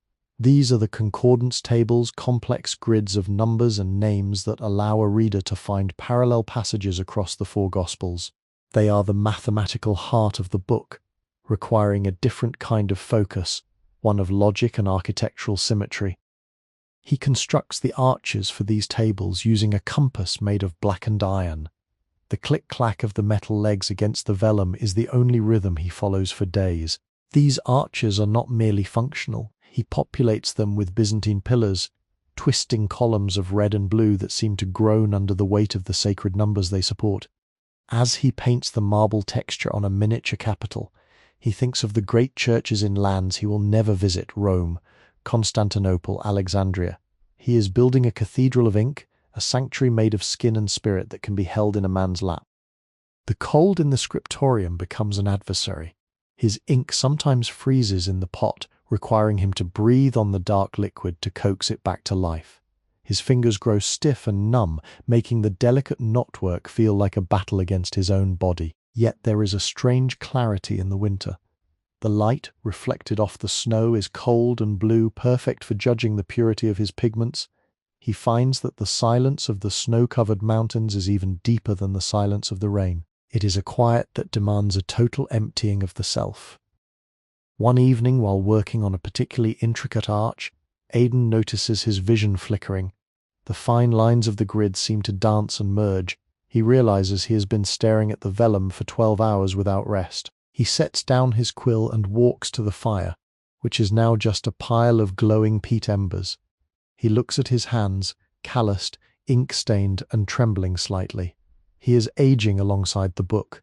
He wonders if he will live to see the final Amen written on the last page of St. John. The thought does not bring fear, but a quiet, steady resolve: if he is to be consumed, let it be by this light. He returns to the desk, and instead of picking up the pen, he picks up a small piece of ivory. He begins to burnish the margins, a task that requires physical strength but little visual precision. The friction of the ivory against the vellum generates a tiny amount of heat, warming his fingertips. He feels the soul of the book, the combined energy of the animals, the plants, and his own life, pulsing beneath the ivory. He is not just a scribe. He is a witness to the enduring power of creation. Even in the dead of a Highland winter, the gold on the page remains warm to the touch. As the moon climbs high, casting a spear of silver light across his workspace, Aidan prepares to close for the night. He looks at the rows of numbers neatly arranged under their painted arches. They are a reminder that the divine is found not just in the wild spirals of the imagination, but in the rigid order of the law. He covers the work with a heavy fur, tucking the manuscript in against the biting frost of the night. Tomorrow the sun will return, the ink will thaw, and the numbers will continue their march toward the eternal. The transition from winter to spring is signaled not by the calendar, but by the return of the birds. One morning the first lark's song pierces the cold air of the scriptorium, and Aidan feels a corresponding thaw in his own spirit. He moves on to the crucifixion miniature, a page of profound solemnity. For this he discards the playful marginalia and the vibrant peacock greens. He reaches instead for the Tyrian purple, a pigment so rare it was once reserved for emperors. It is the color of bruised clouds and royal sorrow. He paints the central figure not as a man in agony, but as a king in repose. The lines of the body are stylized, flowing with the same geometric grace as the Celtic knots. As he fills in the purple robes, he thinks about the nature of sacrifice. The scribe's life is a series of small daily sacrifices, of comfort, of companionship, and of the world outside, all given up for the sake of the word. He realizes that the book is becoming a reliquary, a sacred container for his own devotion. Every drop of purple ink is a drop of his own time, frozen in the fibers of the vellum. He works on the background, creating a stippled sky of alternating gold and silver dots. This creates an optical illusion when the viewer moves the page. The sky appears to shimmer as if the stars were coming out at midday. The physical effort is immense. Aidan's back is permanently curved now, shaped by the height of his stool and the angle of his desk. He has become a part of the architecture of the room, a living gargoyle dedicated to the preservation of light. He does not mind the ache. To him, the pain is a physical anchor, keeping him grounded while his mind soars through the complexities of the design. As he adds the final details, the soldiers' spears, the weeping figures at the base of the cross, Aidan feels a shift in the atmosphere. The scriptorium feels crowded, though he is alone. He senses the presence of the community, both living and dead, standing behind him. This book is the heartbeat of the monastery. It is what they protect, what they pray over, and what they will be remembered for. He feels the weight of their collective hope. He is not just painting for himself, but for every monk who has ever sought God in the silence of these highland peaks. The spring sun begins to set, casting a warm rose-colored light over the vellum. It blends with the purple of the robes, creating a hue so beautiful that Aidan has to stop and simply breathe. He realizes that he is nearing the end of the third gospel. The finish line is still miles away, yet he can feel the momentum of the book carrying him forward. It is as if the manuscript now has its own gravity, pulling him toward the final page.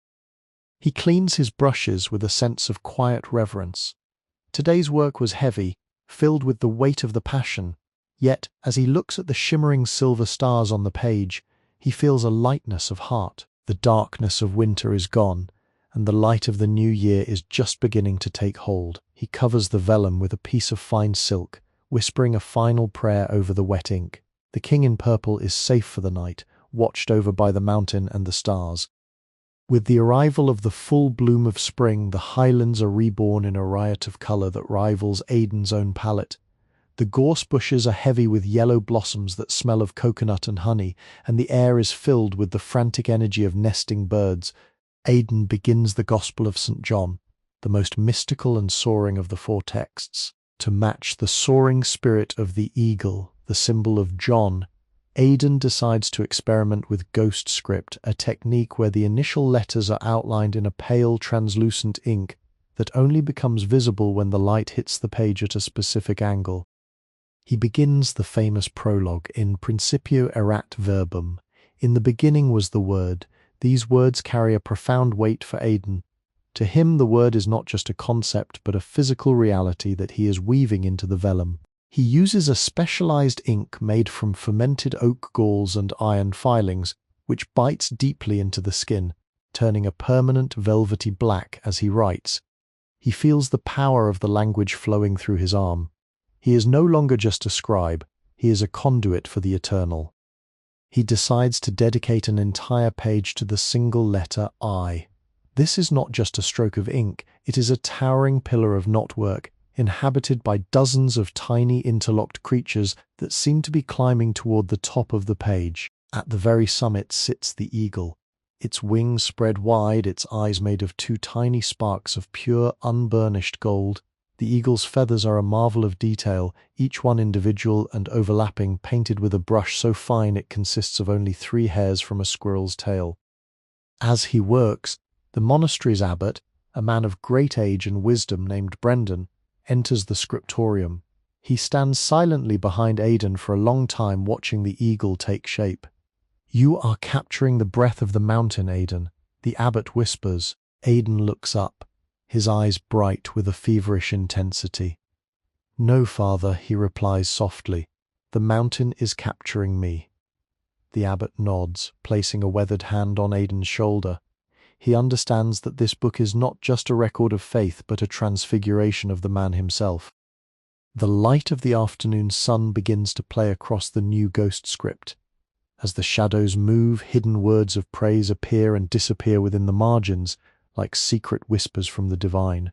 Aidan finds a strange joy in this hidden beauty. It reflects his belief that the world is full of wonders that are only visible to those who take the time to look closely and wait for the right light. He is teaching the reader how to see, not just with their eyes but with their soul. As the day ends and the larks fall silent, Aidan remains at his desk. The eagle page is almost complete. The golden eyes of the bird catch the last rays of the sun, glowing with an inner fire that seems to light up the entire room. Aidan feels a sense of vertigo, as if he was soaring alongside the eagle over the crags and glens of his home. He is tired, his body is frail, but his spirit is as expansive as the Highland sky. He is nearing the end of his great work, and he knows that when he finally lays down his quill, he will have left a piece of heaven on earth. The height of summer descends upon the Highlands, bringing days so long that the twilight of evening seems to shake hands with the first grey light of dawn. The air in the scriptorium, usually a sanctuary of cool stone, is now thick with the scent of sun-warmed vellum and the sweet, resinous aroma of the pine needle floors. Aidan begins the final, most daunting section of the Gospel of John, the Last Supper and the Farewell Discourse. For this he chooses to abandon the heavy, blocky scripts of the earlier sections in favour of a cursive insular style, a script that flows like the mountain streams after a heavy thaw. It is a style of movement, of grace, and of a final, urgent message. He spends the first 3 days of the week preparing a special batch of ultramarine blue. This is not the standard lapis wash he used before. This is the sacred grade, refined through 7 cycles of washing and filtration until only the most vibrant crystals remain. As he grinds the stone on his marble slab, the sound, a deep, rhythmic crunch and sigh, fills the silence of the scriptorium. He thinks of the sheer distance this colour has travelled. It began in the dark mines of Afghanistan, crossed the Great Silk Road, survived the tossing of the Mediterranean, and was carried by a weary pilgrim through the Frankish forests until it reached this tiny island on the edge of the world. Aidan feels a crushing responsibility. To waste even a grain of this blue would be a sin against the labour of thousands of men. When the pigment is finally ready, mixed with the clearest egg glare, it looks like a liquid sky trapped in a small earthenware bowl. He turns his attention to the incipit of chapter 13. The letter L for Longe begins as a simple vertical stroke, but Aidan transforms it into a towering waterfall of blue and gold. Within the flow of the letter, he weaves a series of labyrinthine knots. These are not the traditional spirals, they are square-edged architectural patterns that represent the many mansions of the Father's house. As he guides his brush, his entire world narrows down to the tip of a few hairs. He becomes aware of his own heartbeat, realizing that if he times his strokes to the rhythm of his pulse, the lines become more fluid, more alive. He is literally weaving his own life force into the geometry of the page. The work is so demanding that after an hour he must step away, his eyes twitching from the strain of focusing on a space no larger than a thumbnail. Outside the monastery is a hive of summer activity.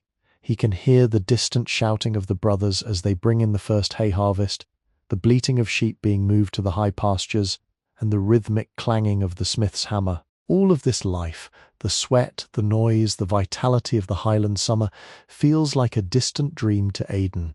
He is a ghost in a room of ghosts, a man living in the eternal present of the page. He picks up a small piece of cuttlefish bone and gently abrades a section of the vellum to receive a new layer of silver. The silver is for the feet of the disciples, a subtle metallic sheen that will tarnish slightly over time, reflecting the humility of the act of washing. Aidan smiles at the thought.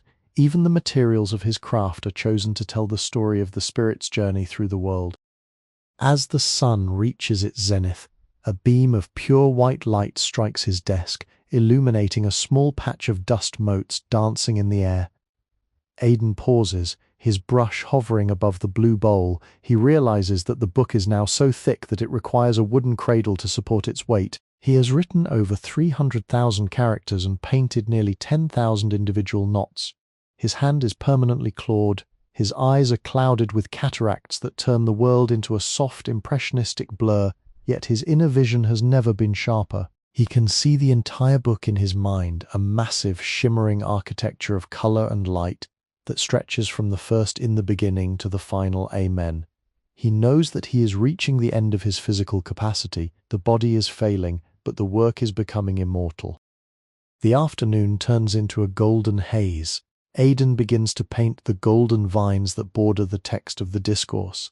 These vines are not static, they are entangled life, representing the vine and the branches. He uses a mixture of yellow ochre and honey to create a tacky base for the gold leaf. When he breathes on the vellum, the moisture of his breath creates enough suction for the gold to stick. It is a literal inspiration, his breath giving life to the gold. As the metal adheres, he uses a wolf's tooth to burnish it until it glows with a fierce, solar intensity. The page is no longer just a piece of calfskin, it is a window into a world where light is the only currency. He looks at his work and feels a sudden, sharp pang of sorrow. He knows that once the Gospel of John is finished, his task is done. The book will leave his hands, and he will be left with only the silence of the mountains.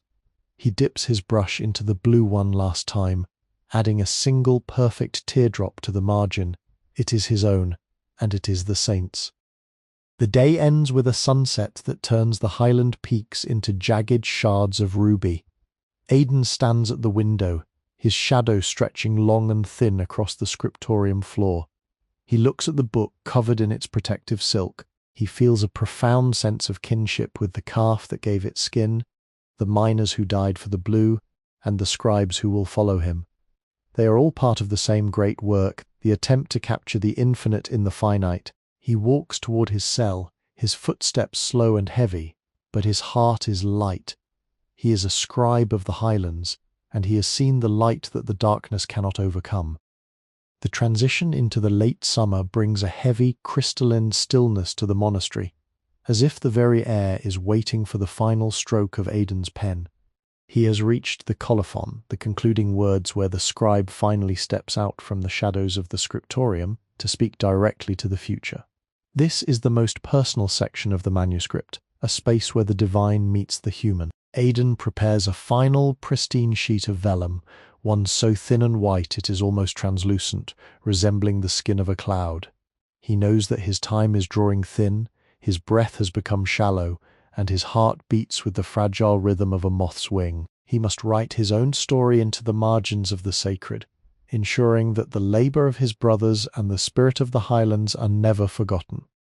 He begins by grinding a special batch of cinnabar, the deep, cinnabar red pigment that symbolises the blood of the earth. He uses this to write the names of the monks who helped him, Brother Kieran, who brought the light, Brother Malachi, who stretched the skins, and Abbot Brendan, who provided the sanctuary. He writes their names in a half-uncial script, elegant yet sturdy, surrounding each name with a halo of tiny golden dots. He spends hours on each name, reflecting on the shared meals, the silent prayers, and the long winters they endured together. He realizes that a book is never the work of one man, but the collective soul of a community. Every name he writes is a thread in the tapestry of their shared life, a life lived in the service of a beauty that transcends the self. As he reaches the final paragraph, Aidan describes the physical landscape that birthed the book. He writes of the purple heather that blankets the slopes in August, the black tarns that hold the reflection of the stars, and the white mists that roll in from the Atlantic to swallow the world. He paints a miniature landscape at the bottom of the page, a tiny, perfect rendering of the monastery perched on its rocky crag, surrounded by the swirling, chaotic energy of the wilderness. He uses a wash of indigo and ochre to capture the specific quality of the Highland twilight, that fleeting moment when the physical world seems to dissolve into the spiritual. He wants the reader 1,000 years hence to feel the dampness of the Irish air and the warmth of the peat fire. He wants them to know that this book was not born in a vacuum, but in the heart of a living, breathing world. Then he prepares for the final Amen. This is not merely a word, it is the seal of his life's work. He decides to render it in grand format not work, a single word that occupies half the page. The A is a massive arching structure of gold and lapis. The M is a labyrinth of intertwined serpents and birds. The E is a staircase of silver leading upward. And the N is a solid grounded pillar of black oak gall ink. The complexity is so intense that Aidan must use a needlepoint quill made from the feather of a hawk, allowing him to weave lines that are thinner than a human hair. He works through the night, his candle flickering low, his entire existence compressed into the tip of that hawk's feather. He is no longer an old man in a cold room. He is a spark of consciousness dancing across the vellum, weaving the final threads of a cosmic web. When the sun finally breaks over the eastern peaks, casting a long golden spear of light across the scriptorium, Aidan is finishing the final flourish of the N. The ink is wet, shimmering like a dark mirror. He sets the quill down for the last time. The silence of the room is absolute, broken only by the distant rhythmic tolling of the matins bell. He looks at his hands. They are stained with every color of the rainbow, cracked by the cold and shaking with exhaustion. He feels a profound sense of kenosis, a total emptying out. He has given every vision, every prayer, and every ounce of his strength to these pages. The book is complete. It sits on the desk, a heavy, vibrant, and living thing, ready to begin its own long journey through history. He stands up slowly, his body screaming with the accumulated aches of decades spent hunched over a desk. He does not look back at the page. He walks to the window and watches the sun climb higher, illuminating the glens and the crags of the Highlands he has loved so well. He feels a strange sense of liberation. The light is no longer something he has to capture. It is something he is simply part of. He knows that his name may fade, and his bones will turn to dust beneath the Celtic crosses in the churchyard, but the Amen he wrote this morning will shine as long as there is an eye to see it. He wraps his threadbare cloak around his shoulders and walks out of the scriptorium, leaving the door open so the morning breeze can carry the scent of the heather to the drying ink. The days following the completion of the Amen are filled with a strange, hollowed-out peace for Aidan. He no longer wakes with the urgent pressure of a design burning in his mind, yet his feet habitually carry him to the scriptorium at dawn. Now, however, the work has moved into the sanctification of the binding. The manuscript is no longer a collection of loose folios. It is a body waiting for its armor. Aidan assists the monastery's master binder, Brother Malachi, in the final assembly. They sit together in the late summer warmth, the air smelling of tanned leather, beeswax, and the sharp scent of cedar oil. The process of sewing the gathered quires together is a slow, rhythmic task, using linen thread coated in wax to ensure it will never rot. Each stitch is a knot of time, binding the four Gospels into a single, unified testament. Once the pages are secured, they turn to the oak boards. The covers of the book are carved from a single ancient oak tree that fell during a great storm a century ago. The wood is dark, dense, and has been seasoned in the monastery cellars for generations. Aidan watches as Malachi stretches the primary leather, a deep oxblood-coloured hide over the wood. The leather is supple but incredibly tough, designed to protect the delicate vellum from the dampness of the Irish climate. Aidan is tasked with the blind tooling, using heated brass stamps to press intricate patterns into the leather without the use of gold. He creates a border of interlocking vines and geometric crosses that mirror the knotwork inside. The physical pressure required to make the stamps take hold is immense, and Aidan finds a primal satisfaction in the resistance of the leather. It is a grounding contrast to the ethereal, airy work of the illumination. Then comes the jewelling of the spine. This is where the book truly becomes a royal object. The monastery has received gifts of precious stones from pilgrims over many years, polished garnets from the Germanic lands, pieces of amber from the Baltic, and even a single brilliant emerald from the distant south. Aidan carefully sets these stones into silver bosses that are riveted through the leather into the oak. The silver has been worked into repoussé designs, where the metal is hammered from the back to create a three-dimensional effect. As the stones are set, the book begins to take on a physical weight that matches its spiritual gravity. It is no longer just a book, it is a cumdak, a reliquary for the word. To lift it is to feel the weight of centuries, a physical manifestation of the heavy responsibility of preserving the light.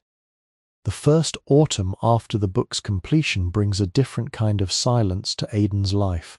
The frantic creative fever that had fueled him for decades has cooled, replaced by the vigil of the guardian. He is no longer the creator, but the protector. The manuscript, now known within the monastery walls as the Highland Codex, resides in a specially carved stone niche behind the main altar.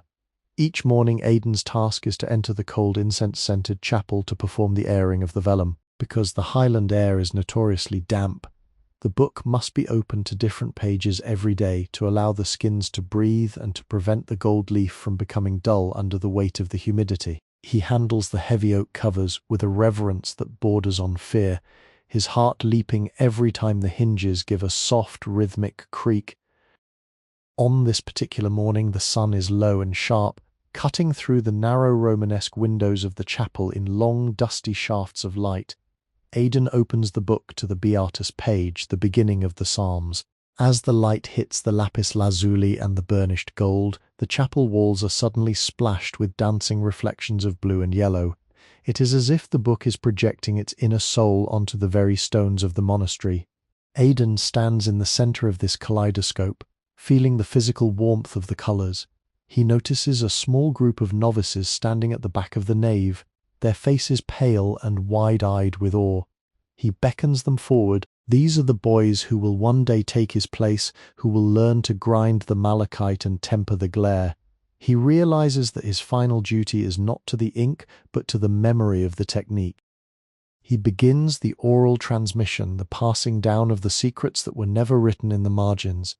He explains to the boys how the vellum must be whispered to, how the temperature of the room and the mood of the scribe affect the way the skin accepts the quill. He shows them the hidden dragon, he tucked into a spiral on page 412, a creature so small it can only be seen when the sun is at a precise 45-degree angle. He watches their young faces, looking for the spark of obsession he once felt. He finds it in the eyes of a small, quiet boy from the western coast named Thomas. The boy doesn't look at the gold, he looks at the black ink, marveling at its depth. Aidan reaches out and places a weathered, ink-stained hand on Thomas's shoulder. The color draws the eye, but the line holds the truth, Aidan whispers. It is the first lesson of a journey that will take the boy a lifetime to complete. As the winter solstice approaches, the monastery prepares for the procession of the word. This is the only time the book leaves its stone niche to be carried around the perimeter of the monastery walls to bless the lands for the coming year. The abbot carries the manuscript, held high above his head, its jeweled spine catching the pale winter sun.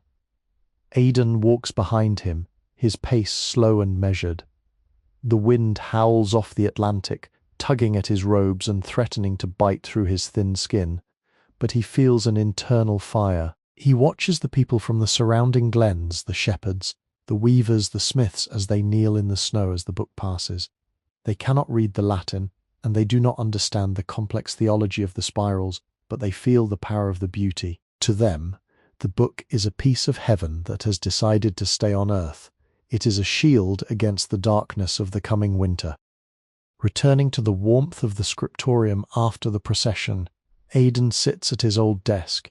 It is bare now, save for a single candle and a small stack of blank vellum. He is no longer working on the great codex, but he has begun the Libellus of the Heart, a small pocket-sized book of personal prayers and observations.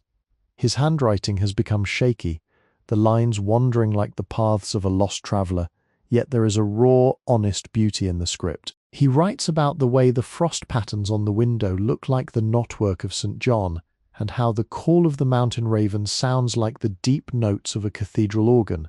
He is documenting the intersection of his own fading life with the eternal cycle of the Highlands. He realizes that while the great book is for the world and for God, this small book is for the silence. The year ends with a heavy, muffling snowfall that cuts the monastery off from the rest of the world. Aidan spends his final evenings in the scriptorium not writing but listening. He listens to the groan of the oak, the sound of the monastery's ancient timbers settling in the cold. He feels a profound sense of gratitude.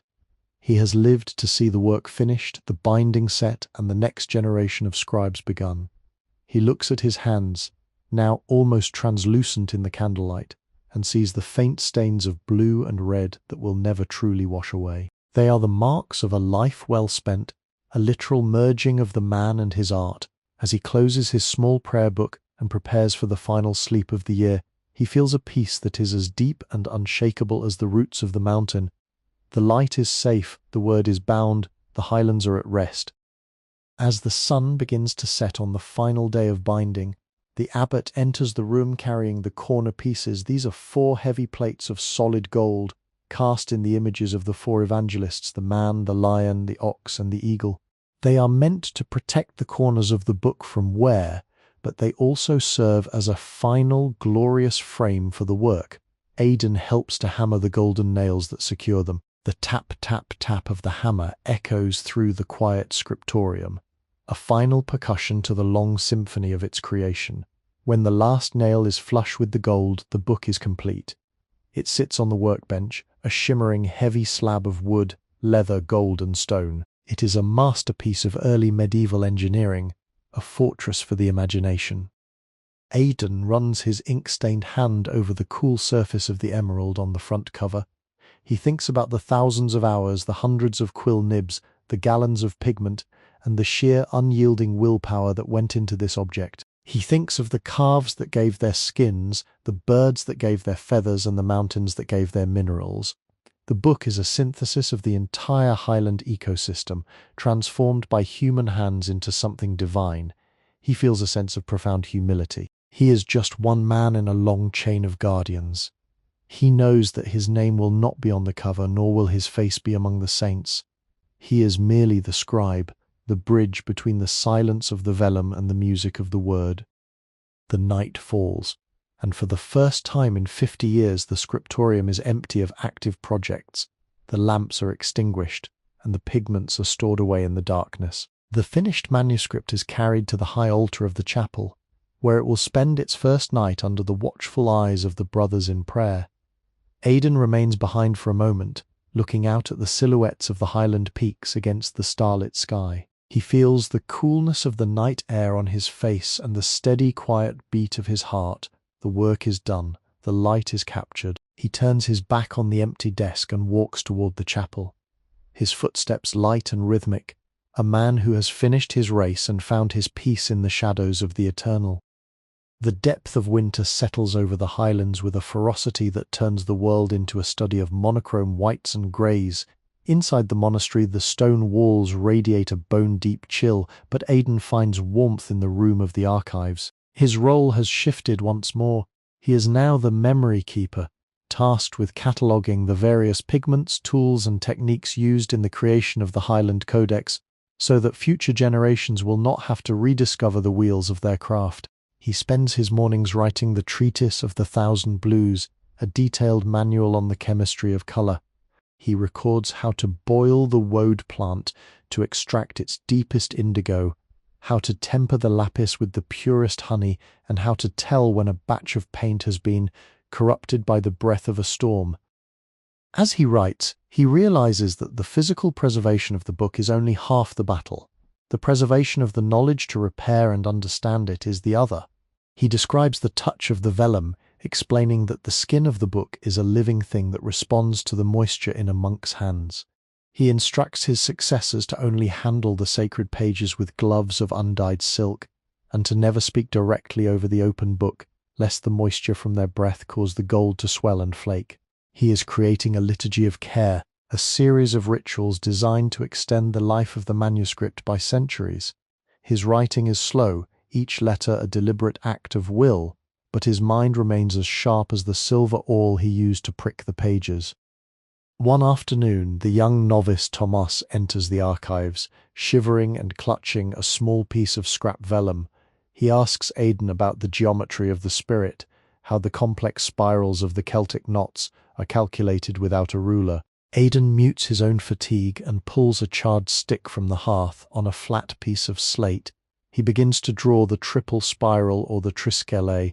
He explains that it is not a drawing but a mathematical dance. He shows the boy how to find the hidden center, the point from which all movement flows. To draw a spiral is to follow the path of a soul toward its creator, Aidan explains.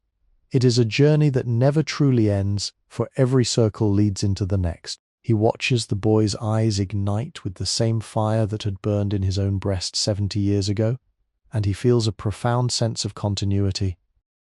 As the great fast of Lent begins, the monastery falls into an even deeper silence. Aidan's health begins to decline in earnest.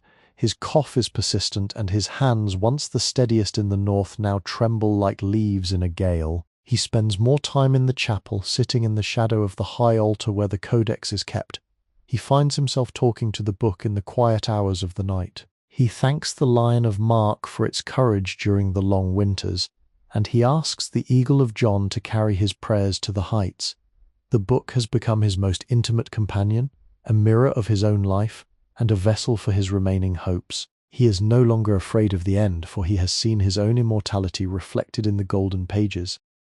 On the night of the spring equinox, the first sign of the changing season, Aidan asks the brothers to carry him to the scriptorium one last time. He wants to see the shadow mark, a phenomenon that occurs only twice a year. As the sun sets, its dying rays pass through the narrow window at such an angle that the shadow of the window frame forms a perfect cross over his old desk. For a few brief minutes, the empty workspace is illuminated by a phantom of light and dark. Aidan smiles, seeing it as a sign of divine approval. He reaches out and touches the wood of the desk, feeling the grooves worn into it by his own elbows. "It was a good life," he whispers to the empty room, "a life of ink and light." The brothers carry him back to his cell, where the air is thick with the scent of dried heather and beeswax candles. Aidan asks for his small libellus of the heart to be placed in his hands. He turns to the final page, which he had left blank until now. With a trembling hand, he takes a small charcoal pencil and draws a single tiny lark rising over a mountain peak. It is a simple drawing, devoid of gold or lapis, yet it contains all the joy of his 70 years. Underneath it he writes one last word: loose light. He closes the book, his eyes drifting shut as the distant sound of the Highland wind sings him to sleep. He leaves the world as he entered it, a student of the light, waiting for the dawn. The passing of Aidan does not mark the end of the Highland Codex, but rather its transition into the realm of legend. As the spring melt begins to send torrents of crystal water down the mountainsides, the monastery enters a period of profound reflection. The task of the memory keeper now falls to the young Thomas, who discovers that Aidan left behind one final monumental project, the Map of the Invisible. Tucked inside the back cover of the Codex was a series of loose vellum sheets that, when laid side by side, formed a vast, intricate map of the Highlands, not as a physical terrain, but as a spiritual landscape. Every monastery, every holy well, and every hermit's cave is marked with a unique sigil connected by lines of lays, invisible paths of prayer that Aidan believed held the world together. Thomas spends his first months as a full scribe deciphering these sheets. He realizes that Aidan had been tracking the movement of light across the Highlands for decades. The map indicates exactly where the sun will strike certain stones on the solstices, and where the mists gather to create the natural cathedrals of the glens. It is a work of staggering observation, combining geography, astronomy, and mysticism. To preserve this, Thomas decides to incorporate the map into the Codex itself, creating a fifth gospel, the Gospel of the Land. He uses Aidan's old pigments, finding that the jars of indigo and cinnabar seem to hold a residual warmth, as if the master's spirit still lingers in the dust of the minerals. The work on this new section is slow and demanding. Thomas must match the weight and rhythm of Aidan's script, a task that requires him to practice for hours on scrap pieces of leather. He finds that to write like Aidan, he must breathe like Aidan, slow, deep, and rhythmic. He begins to see the world through his master's eyes, the way the lichen on a stone mirrors the patterns of a galaxy, and how the vein in a leaf is a precursor to the complexity of a Celtic knot. The scriptorium, once a place of daunting labor, becomes a sanctuary of connection. Thomas feels the presence of the generations of scribes before him, a silent audience watching as he dips his quill into the dark iron gall ink. As summer returns, a delegation of monks from the distant south arrives at the monastery. They have heard rumors of a book that shines even in the dark, and they have come to see if the tales are true. When the abbot reveals the codex under the high noon sun, the visitors are struck dumb. They have seen the great libraries of the continent, but they have never seen a work that so perfectly captures the wild, untamed energy of the natural world. One of the visitors, a master illuminator himself, kneels before the eagle page and weeps. "We paint the light of the mind," he whispers, "but these men have painted the light of the soul." The visit solidifies the Codex's reputation as the Eye of the North, a beacon of culture and faith in a world that is often violent and uncertain. However, with fame comes danger. The monastery's elders begin to worry about the seaward threat, the Viking raiders who have begun to strike the coastal settlements. They realize that the gold and jewels on the Codex's cover make it a prime target for those who value wealth over wisdom. The abbot commissions the scribe's shield, a heavy iron chest lined with lead and wrapped in oil-soaked wool, designed to be buried in the peat bogs at a moment's notice. Aidan's map of the invisible now takes on a practical importance. It contains the secret coordinates of the hiding places, ancient stone cells tucked into the inaccessible crags where the book can be kept safe from the fires of the Northmen. The season ends with a sense of watchful tension. Thomas finishes the Gospel of the Land, ending it with a miniature portrait of Aidan at his desk, his back to the viewer looking out toward the mountains. The final line of the book, written by Thomas in a humble, elegant hand, reads, "The ink dries, but the vision remains." As the first autumn gales begin to rattle the scriptorium windows, the monks of the Highlands stand ready. They are no longer just scribes and farmers, they are the guardians of a light that has been millennia in the making. The codex sits in its stone niche, a shimmering fortress of human spirit, waiting for whatever history chooses to bring. The mountains stand silent, the eagles soar high, and the ink, though dry, continues to pulse with the heartbeat of a man who gave everything to the word. The first chill of a legendary winter descends upon the monastery, bringing with it a silence so profound that the scratching of Thomas's quill sounds like a thunderclap in the hollow scriptorium. The threat of the Viking raiders has moved from a distant rumor to a terrifying reality, as plumes of black smoke have been spotted rising from the coastal monasteries to the west. The atmosphere within the stone walls has shifted from one of peaceful creation to one of solemn preparation. Thomas is no longer focused on adding beauty. He is obsessed with the art of the shadow, a method of creating decoy manuscripts. These are smaller, less ornate books designed to look like the codex from a distance, intended to fool any invader who might breach the sanctuary, while the true treasure remains hidden in the deep earth. He spends his nights studying Aidan's map of the invisible, by the dim light of a single rushlight, tracing the secret paths to the Great Silence, a hidden cave located behind a frozen waterfall deep in the Highlands. The map is more than a guide, it is a spiritual test. Aidan had designed it so that only one who understood the rhythm of the land, the timing of the tides, the movement of the moon, and the specific songs of the local birds could find the entrance. Thomas feels a heavy weight on his young shoulders. He is the last link in a chain of wisdom that stretches back to the beginning of time, and he knows that if he fails, the centuries of labor contained within the codex's vellum will be reduced to ash or lost to the sea. One morning the alarm bell tolls not for prayer, but for peril. A fleet of dragon-headed ships has been sighted in the fjord below the monastery. The abbot gives the signal, and the great hiding begins.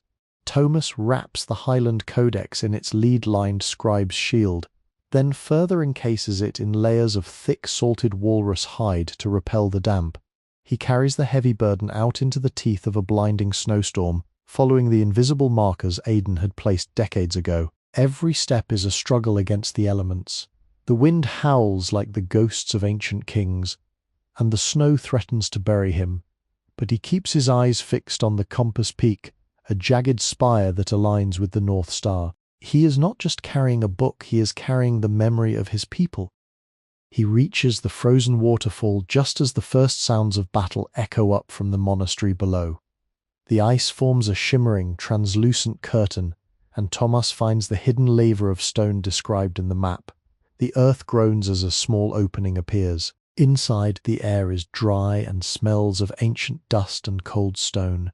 He places the codex on a raised altar of granite, surrounded by a circle of protection knots carved into the floor. He kneels for a moment, his breath hitching in his chest, and places his forehead against the cold leather of the book's cover. "Rest now, old friend," he whispers. "The Highlands will keep your secrets until the world is ready to see the light again." He seals the cave and begins the long, perilous trek back down the mountain, leaving no footprints in the rapidly drifting snow. When he returns, the monastery is a scene of desolation. The scriptorium has been ransacked, the precious pigments spilled across the floor like the blood of the earth. The raiders, frustrated by finding only the decoy books and empty stone niches, have set fire to the wooden outbuildings. But as Thomas stands amidst the ruins, watching the dragon ships retreat back into the mist, he feels a strange sense of triumph. The gold leaf, the lapis lazuli, and the thousands of microscopic prayers are safe.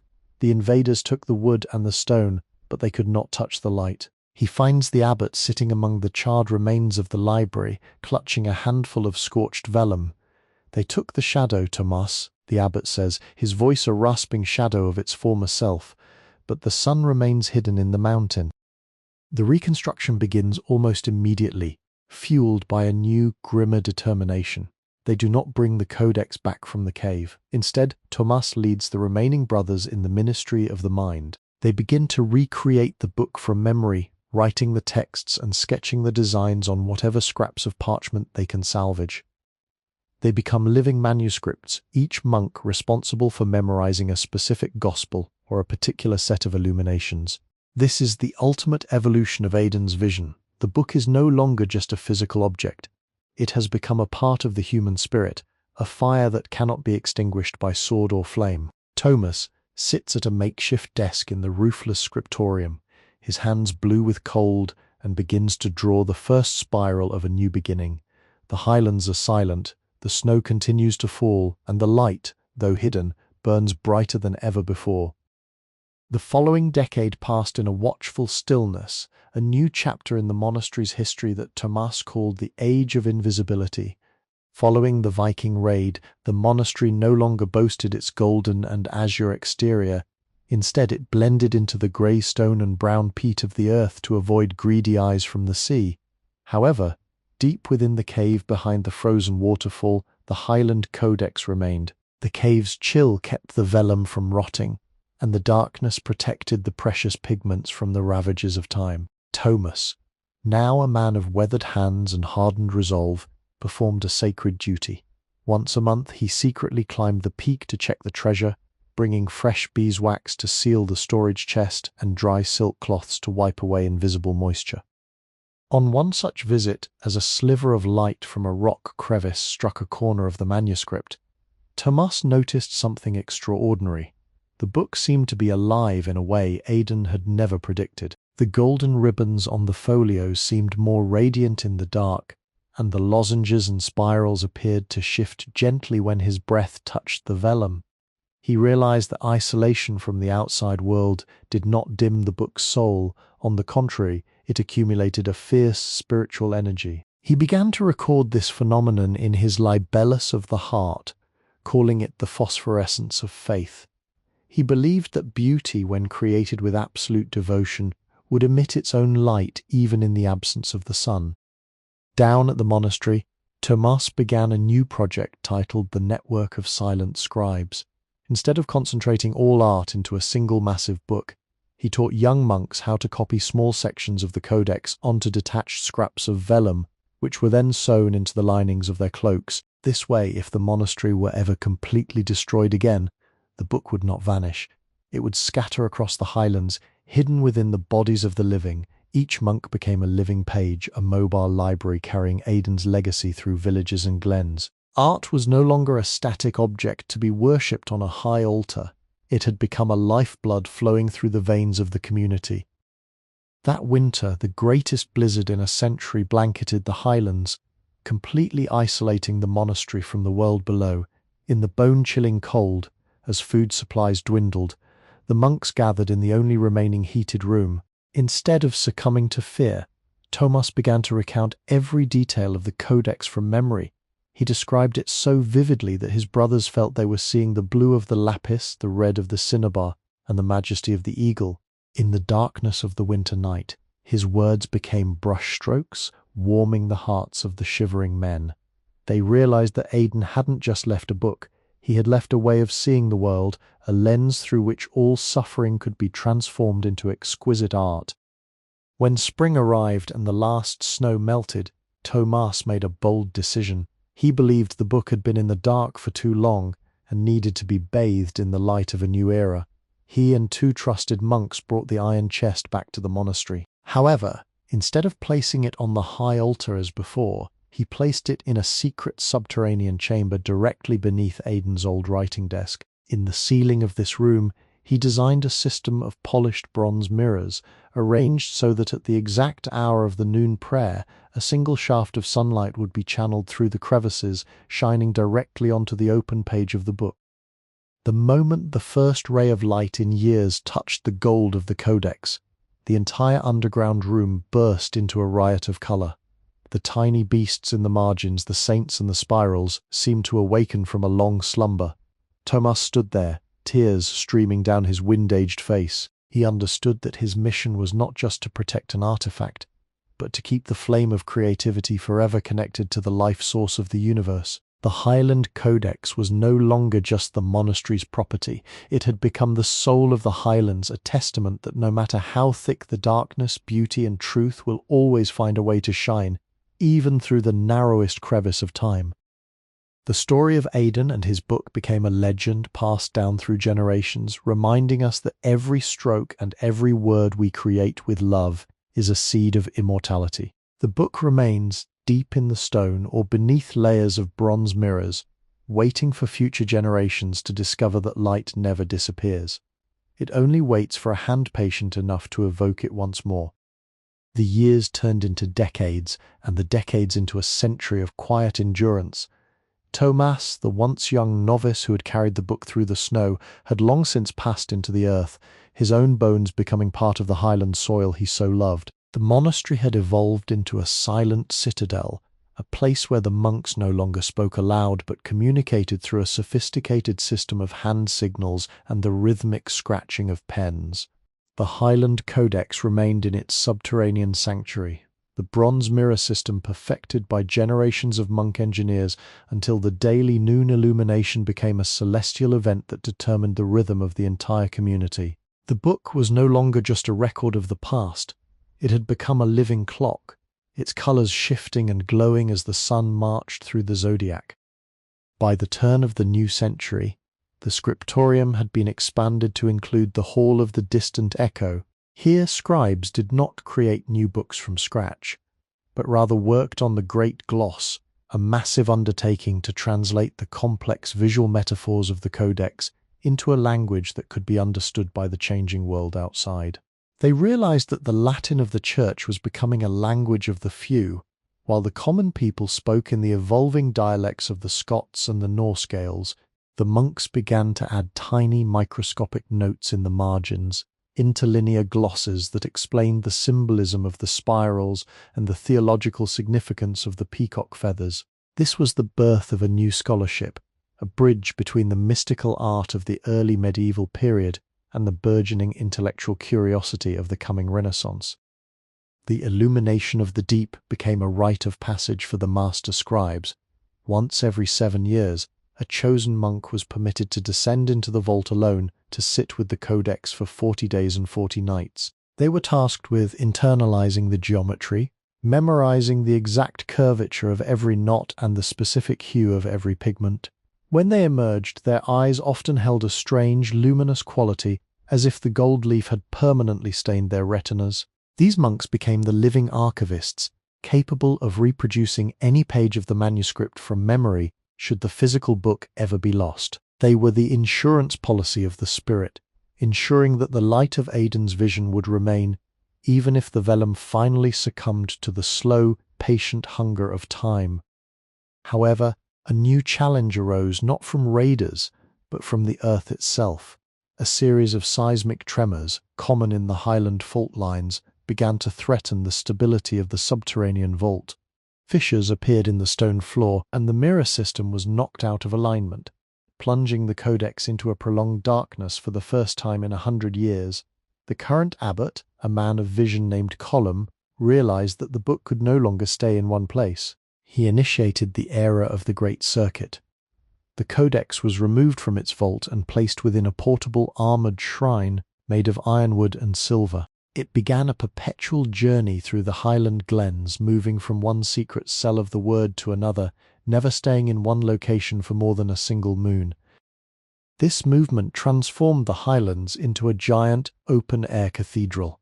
Everywhere the book travelled, the land seemed to respond. The shepherds told stories of the heather blooming more vibrantly in the glens where the book had rested, and the fishermen claimed the salmon runs were more plentiful when the silver shrine was near the coast. The codex had become a relic of the landscape, its identity inseparable from the mountains and mist that had inspired Aidan so long ago. The monks who travelled with the book became known as the Wayfinders, experts in the hidden paths and secret languages of the wilderness. They carried no weapons, only the weight of the word, protected by the very people who had once been merely the subjects of its prayers. As the sun sets on this era, the Highland Codex is currently resting in a high-altitude sanctuary known as the Eagle's Nest. From this vantage point, the monks can look out over the vast expanse of their world, seeing the smoke of distant villages and the glitter of the Atlantic. The book lies open to the final page of St. John, where the Amen still glows with a defiant, velvety blackness. The ink has survived the frost, the fire, and the shifting of the earth. It is a testament to the fact that while the man who writes the word is mortal, the beauty he captures belongs to the ages. The cycle continues, the wayfinders prepare for their next journey, and the light of the Highlands remains unbowed, waiting for the next hand to turn the page. As the middle of the 12th century approached, the era of the Great Circuit gave way to a time of profound transformation known as the Symphony of the Stone. The Highland Codex had survived the era of fire and the era of hiding, but now it faced the era of architecture. The monastery, once a humble collection of stone huts, began the construction of the great scriptorium tower, a spire of granite designed specifically to house the codex at its summit. This tower was engineered with a series of narrow, precisely angled apertures that acted as a celestial calendar. Every year, on the anniversary of Aidan's death, the rising sun would pass through the highest slit, hitting a prism of Icelandic spar that fractured the light into a rainbow, illuminating the Chiro page in a blinding explosion of spectral color. Inside this new tower, a new generation of monks, led by a visionary brother named Aidan, began the metamorphosis of the pigments. They realized that the old sources of color were becoming scarce, but the world was opening up through trade. For the first time, the Highland Codex was touched by colors from the Silk Road, lapis lazuli from the mines of Afghanistan, and realgar from the volcanic vents of the Mediterranean. Aidan did not seek to change Aidan's work, but to repollinate the margins. He added microscopic floral motifs that represented the plants brought back by crusaders and pilgrims, damask roses and saffron crocus, weaving the story of the widening world into the ancient Celtic knotwork. The book was no longer just a Highland treasure, it was becoming a global map of human connection. During this period, the Highland Codex inspired a new form of devotion called the vocal illumination. The monks developed a style of polyphonic chanting that mirrored the visual complexity of the manuscript. Just as Aidan's lines twisted and spiraled without ever breaking, the monks' voices began to weave together in intricate melodic knots, creating a cathedral of sound that filled the scriptorium. They believed that the vibrations of the music helped the ink settle into the vellum, locking the prayers into the skin of the book. Pilgrims began to travel from across the sea, not just to see the book, but to hear it. They described the experience as seeing with the ears, as the music seemed to pull the colors off the page and into the very air of the chapel. However, the late 1100s brought the shadow of the crown.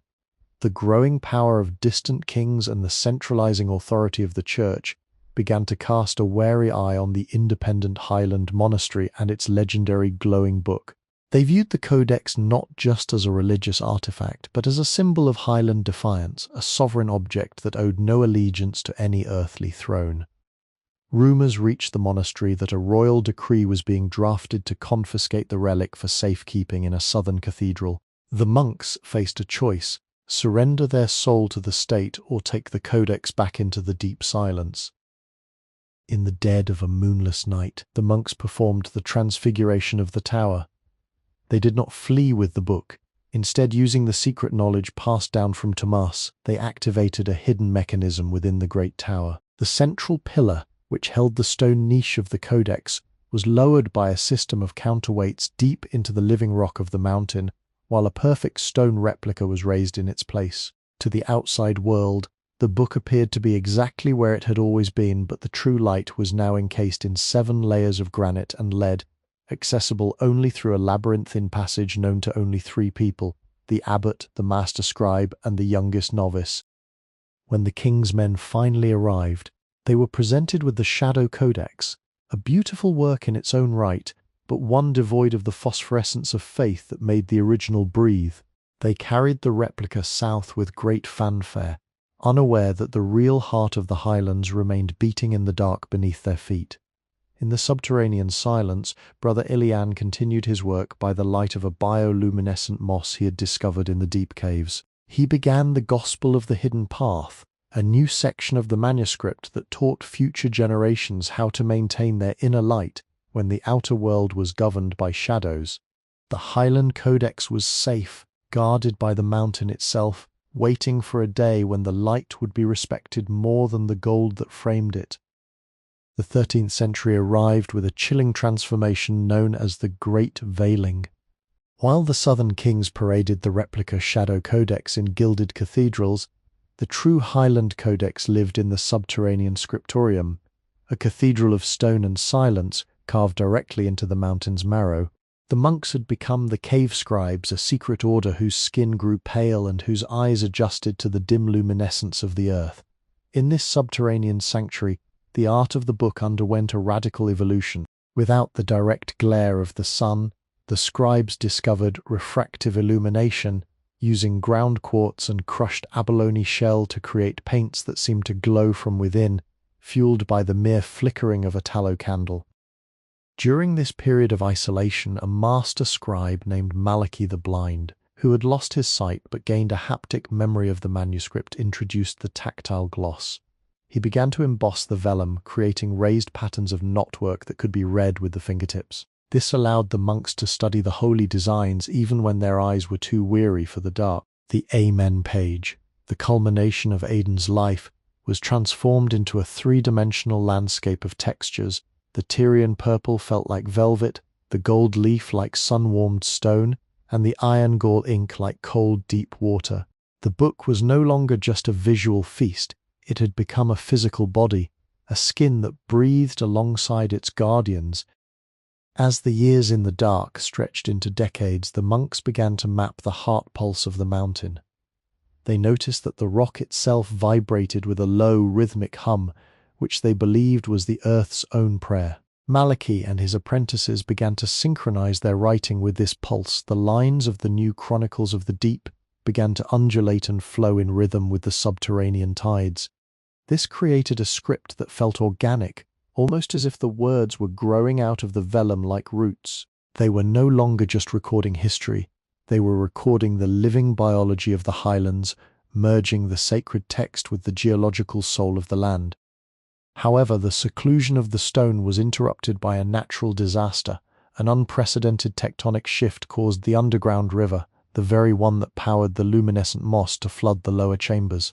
The monks had only minutes to evacuate the true light. In a frantic, silent effort, they carried the lead-lined shrine up through the Chimney of Whispers, a narrow vertical shaft that led to the abandoned scriptorium tower. As they emerged into the air for the first time in generations, they found the monastery above in ruins, reclaimed by the heather and the wind.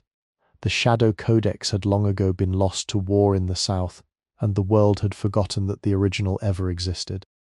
Standing atop the ruins of the great tower under a blood-red autumn moon, the pale-skinned monks looked out over a landscape they barely recognized. The glens were emptier, the old villages gone, and the air held a new, sharper cold. But as Malachi placed his hands on the silver shrine, he felt the familiar, heavy vibration of the word. They realized that their role had changed again. They were no longer the hidden protectors, but the first seeds of a rebirth. They decided to bury the codex once more, but this time not in stone, but in the memory of the trees. They travelled to the ancient great forest of Caledon, where the oldest oaks in the world stood. Using a technique known as living inoculation, they began to carve the designs of the codex into the bark of the saplings. As the trees grew, the knotwork would expand and warp, living and breathing with the forest. The book was being decentralized into the very DNA of the Highland nature. The original manuscript was placed inside the hollowed heart of the mother oak, sealed with a sap that would eventually turn to amber. The Highland Codex was no longer just a book, it was the forest itself. Anyone who walked through the glens was walking through the pages of Aidan's dream. The ink was in the sap, the gold was in the autumn leaves, and the light was safe, waiting for a time when humanity would learn to read the world again. For the next 2 centuries, the Highland Codex existed in a state of chlorophyll communion, protected by the living fortress of the mother oak. The manuscript lay in a womb of amber-coloured sap and ancient wood. Above ground, the monks who had become the keepers of the grove adopted a nomadic existence, living as forest dwellers and hermits. They no longer used ink and vellum, instead they practiced the pruning of the word. By carefully grafting branches and guiding the growth of vines, they ensured that the forest canopy itself mirrored the complex interlacings of the eagle page. To the untrained eye, it was merely a dense wild woods, but to the enlightened traveller, the great forest of Caledon was a sprawling 3-dimensional manuscript that spanned hundreds of acres. The 14th century brought the era of the whispering leaves.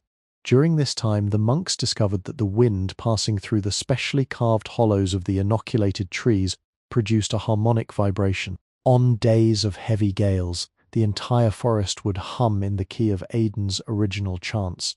This was the acoustic gospel, a way for the word to be broadcast across the highlands without a single human voice being raised. It is said that travellers lost in the mist would often find their way back to safety by following the song of the psalter that drifted from the trees.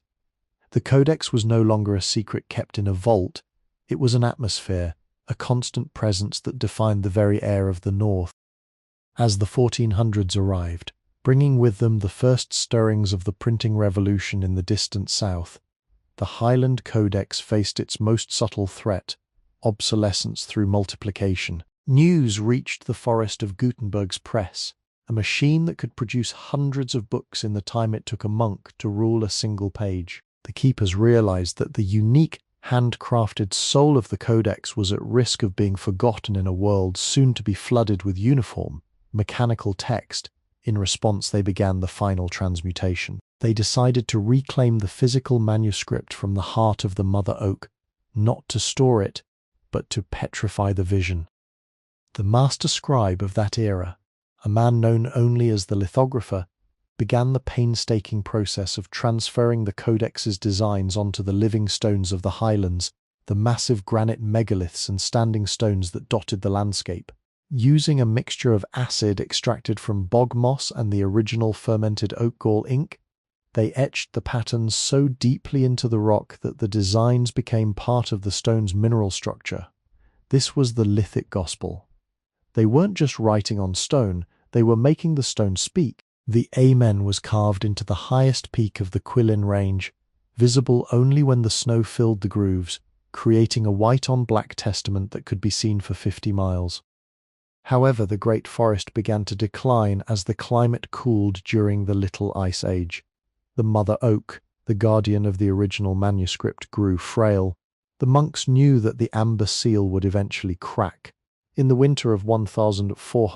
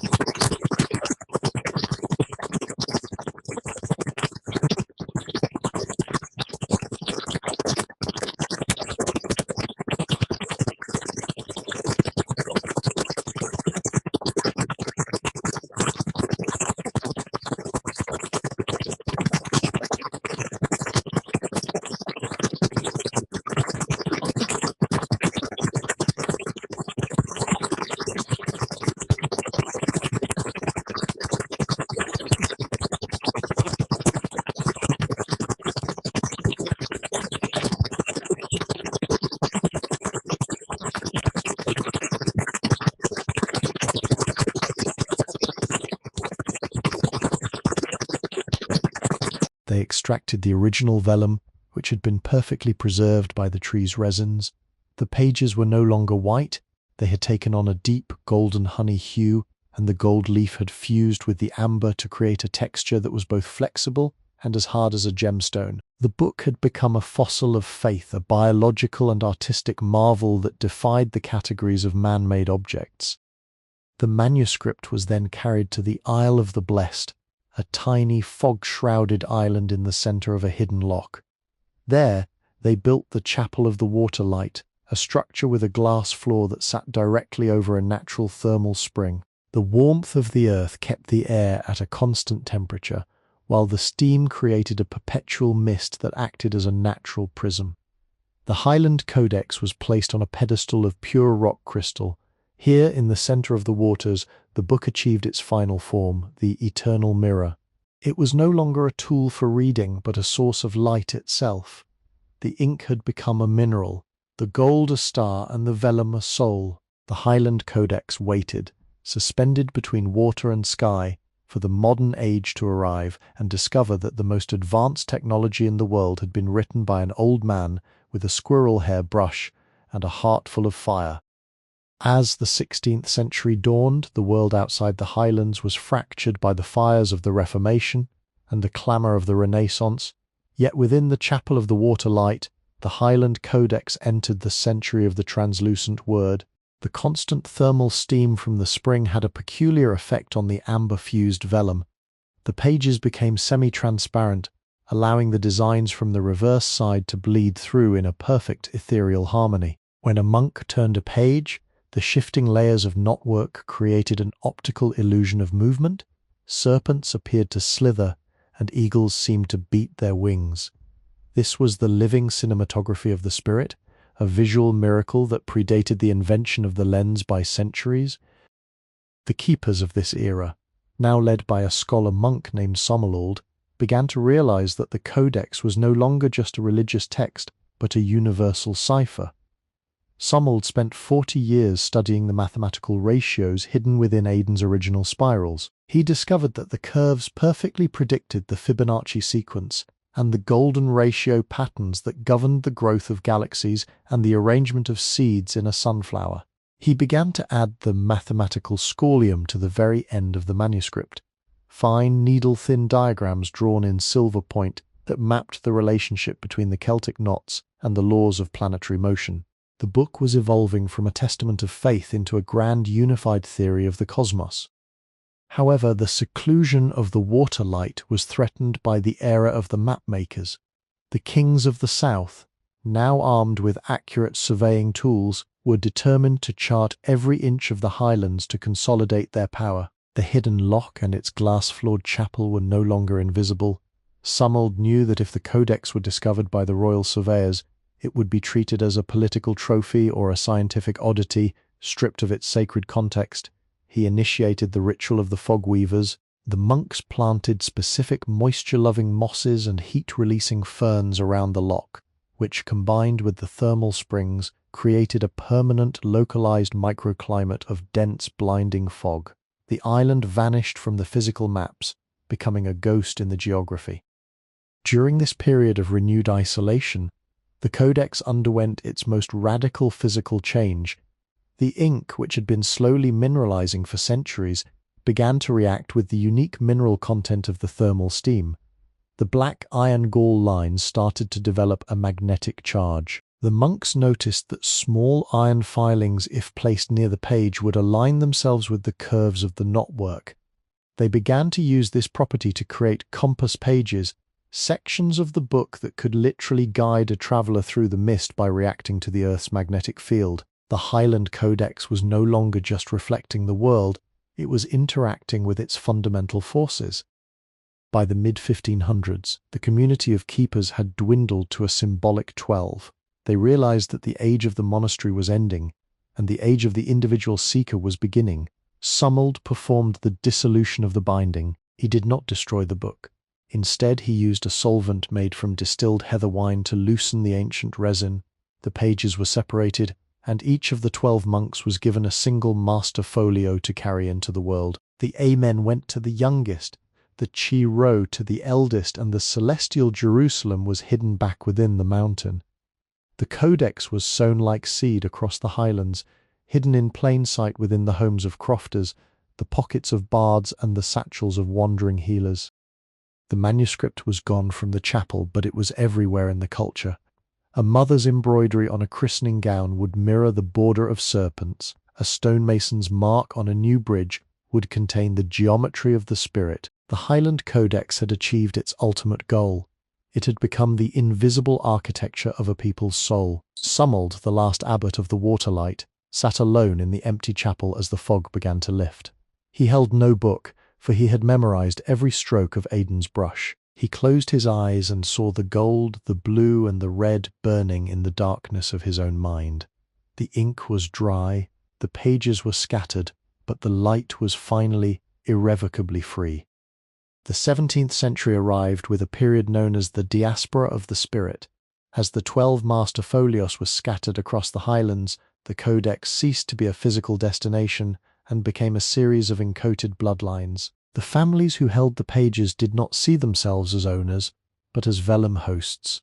The pages were passed from mother to daughter, father to son, often hidden inside the wooden walls of cottages or sewn into the linings of family Bibles. In the flickering peat light of Highland crofts, children were taught to trace the invisible lines of the knotwork with their fingers, learning the history of their people not through words but through the rhythm of the curve.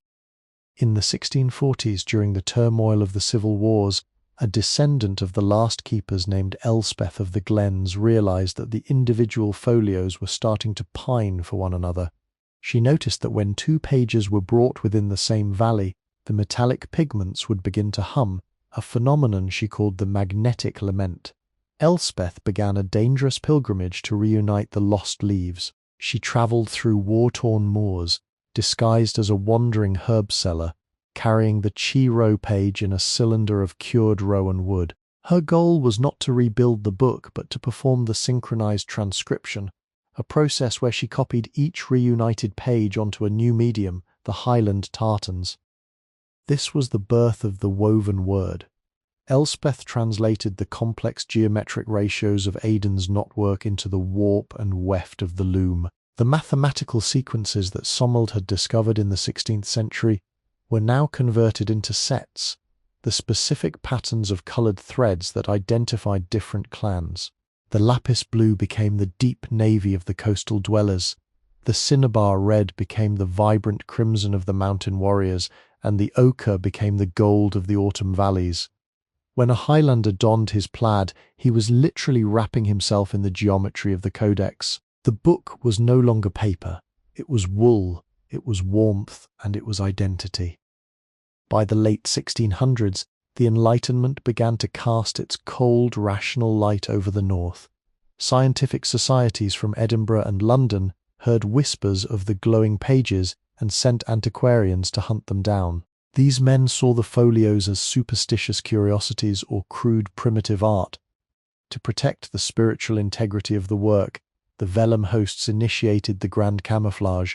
They used organic dyes to stain the vellum, so it appeared to be nothing more than old water-damaged parchment. The gold leaf was covered with a thin layer of soot, and the lapis was hidden under a wash of walnut juice. The codex died to the eyes of the world, appearing as worthless scraps of trash to the collectors, while its true radiance remained visible only to those who knew how to wash the soul of the page with prayer. The final act of the 17th century took place on the eve of the 1700s, during a total solar eclipse. The surviving vellum hosts gathered at the ancient stone circle of Callanish. In the brief moments of totality, as the sun's corona mimicked the halos Aidan had painted 1,000 years prior, they laid the 12 folios on the central altar stone. It is said that the black sun drew the soot and the stains right off the vellum, revealing the original colours in a final blinding flash of purity. The ink, the gold, and the mineral pigments didn't just shine, they echoed, vibrating against the ancient stones until the entire circle rang like a bell. When the light returned, the folios were gone. They had not been stolen. They had been absorbed into the lithic memory. The patterns of the Highland Codex were now permanently etched into the magnetic field of the standing stones themselves. The physical vellum crumbled into a fine, iridescent dust that the wind carried to every corner of the Highlands. The quest was over. There was no longer a book to find, no pages to protect, and no gold to steal. The Highland Codex had become the very atmosphere of the land. Every mist that rolled in from the sea, every shadow that fell across the glen, and every thread of the tartan carried the Amen of Aidan. The scribe's work was finally complete. He had successfully turned a book into a world. In the present day, the Highlands are a land of wind-swept silence and modern whispers, but for those who know where to look, the Highland Codex has never left. It does not sit behind museum glass or in a climate-controlled vault. Instead, it has achieved the ultimate state of ambient immortality. The project that began with a single monk's trembling quill in a cold stone cell has become the literal frequency of the landscape. Scientists today speak of quantum geologies, puzzled by the way the granite of the north seems to hold a complex geometric magnetic memory that mirrors the fractal patterns of nature. They do not realize they are measuring the ghost of Aidan's ink. The final transformation occurred when the memory of the word reached the digital age. In the late 2020s, a young artist and coder, a direct descendant of the line of Thomas, developed an algorithm designed to listen to the background noise of the Highland Mountains. When the data was visualized, it did not produce random static. It rendered the Chi Rho page in staggering three-dimensional detail. The lines of the knotwork were found to be encoded in the very erosion patterns of the cliffs and the flow of the peat-stained rivers. The codex had successfully survived the transition from vellum to stone, from stone to blood, and finally from blood to light. On a quiet evening at the ruins of the original monastery, the air suddenly grows still. The sun dips below the horizon, and for a fleeting second, the green flash of the Atlantic horizon catches the dew on the heather. In that moment, the entire glen shimmers with an impossible palette, lapis blue, cinnabar red, and a gold so deep it feels like heat. A traveller standing on the old scriptorium floor might feel a sudden, inexplicable sense of peace, a feeling that every struggle, every tear, and every drop of ink spilled over the last millennium was part of a single, unbroken Amen. Aidan's ghost is no longer a figure of sorrow or labour. He is the wind that rattles the dry stalks of the foxgloves. He is the hawk that circles the peak with a golden eye. He is the spark of inspiration in every artist who dares to capture the infinite. The Highland Codex is finished, not because the pages ended, but because it finally became too large for a book to hold. It is the story of the light that refuses to go out, the beauty that outlasts its creators, and the faith that a single stroke of a brush can change the world forever. The ink is dry, the mountain is silent, the light is everywhere. Sleepy History with Tales is created for relaxation, entertainment, and sleep purposes. The stories shared on this channel are inspired by historical events, daily life, and real periods in history, but they may be simplified, adapted, or narrated in a calming way to enhance the listening experience. This content is not intended to be a precise academic or educational source. While we aim to stay generally accurate, some details may be altered for storytelling flow and relaxation.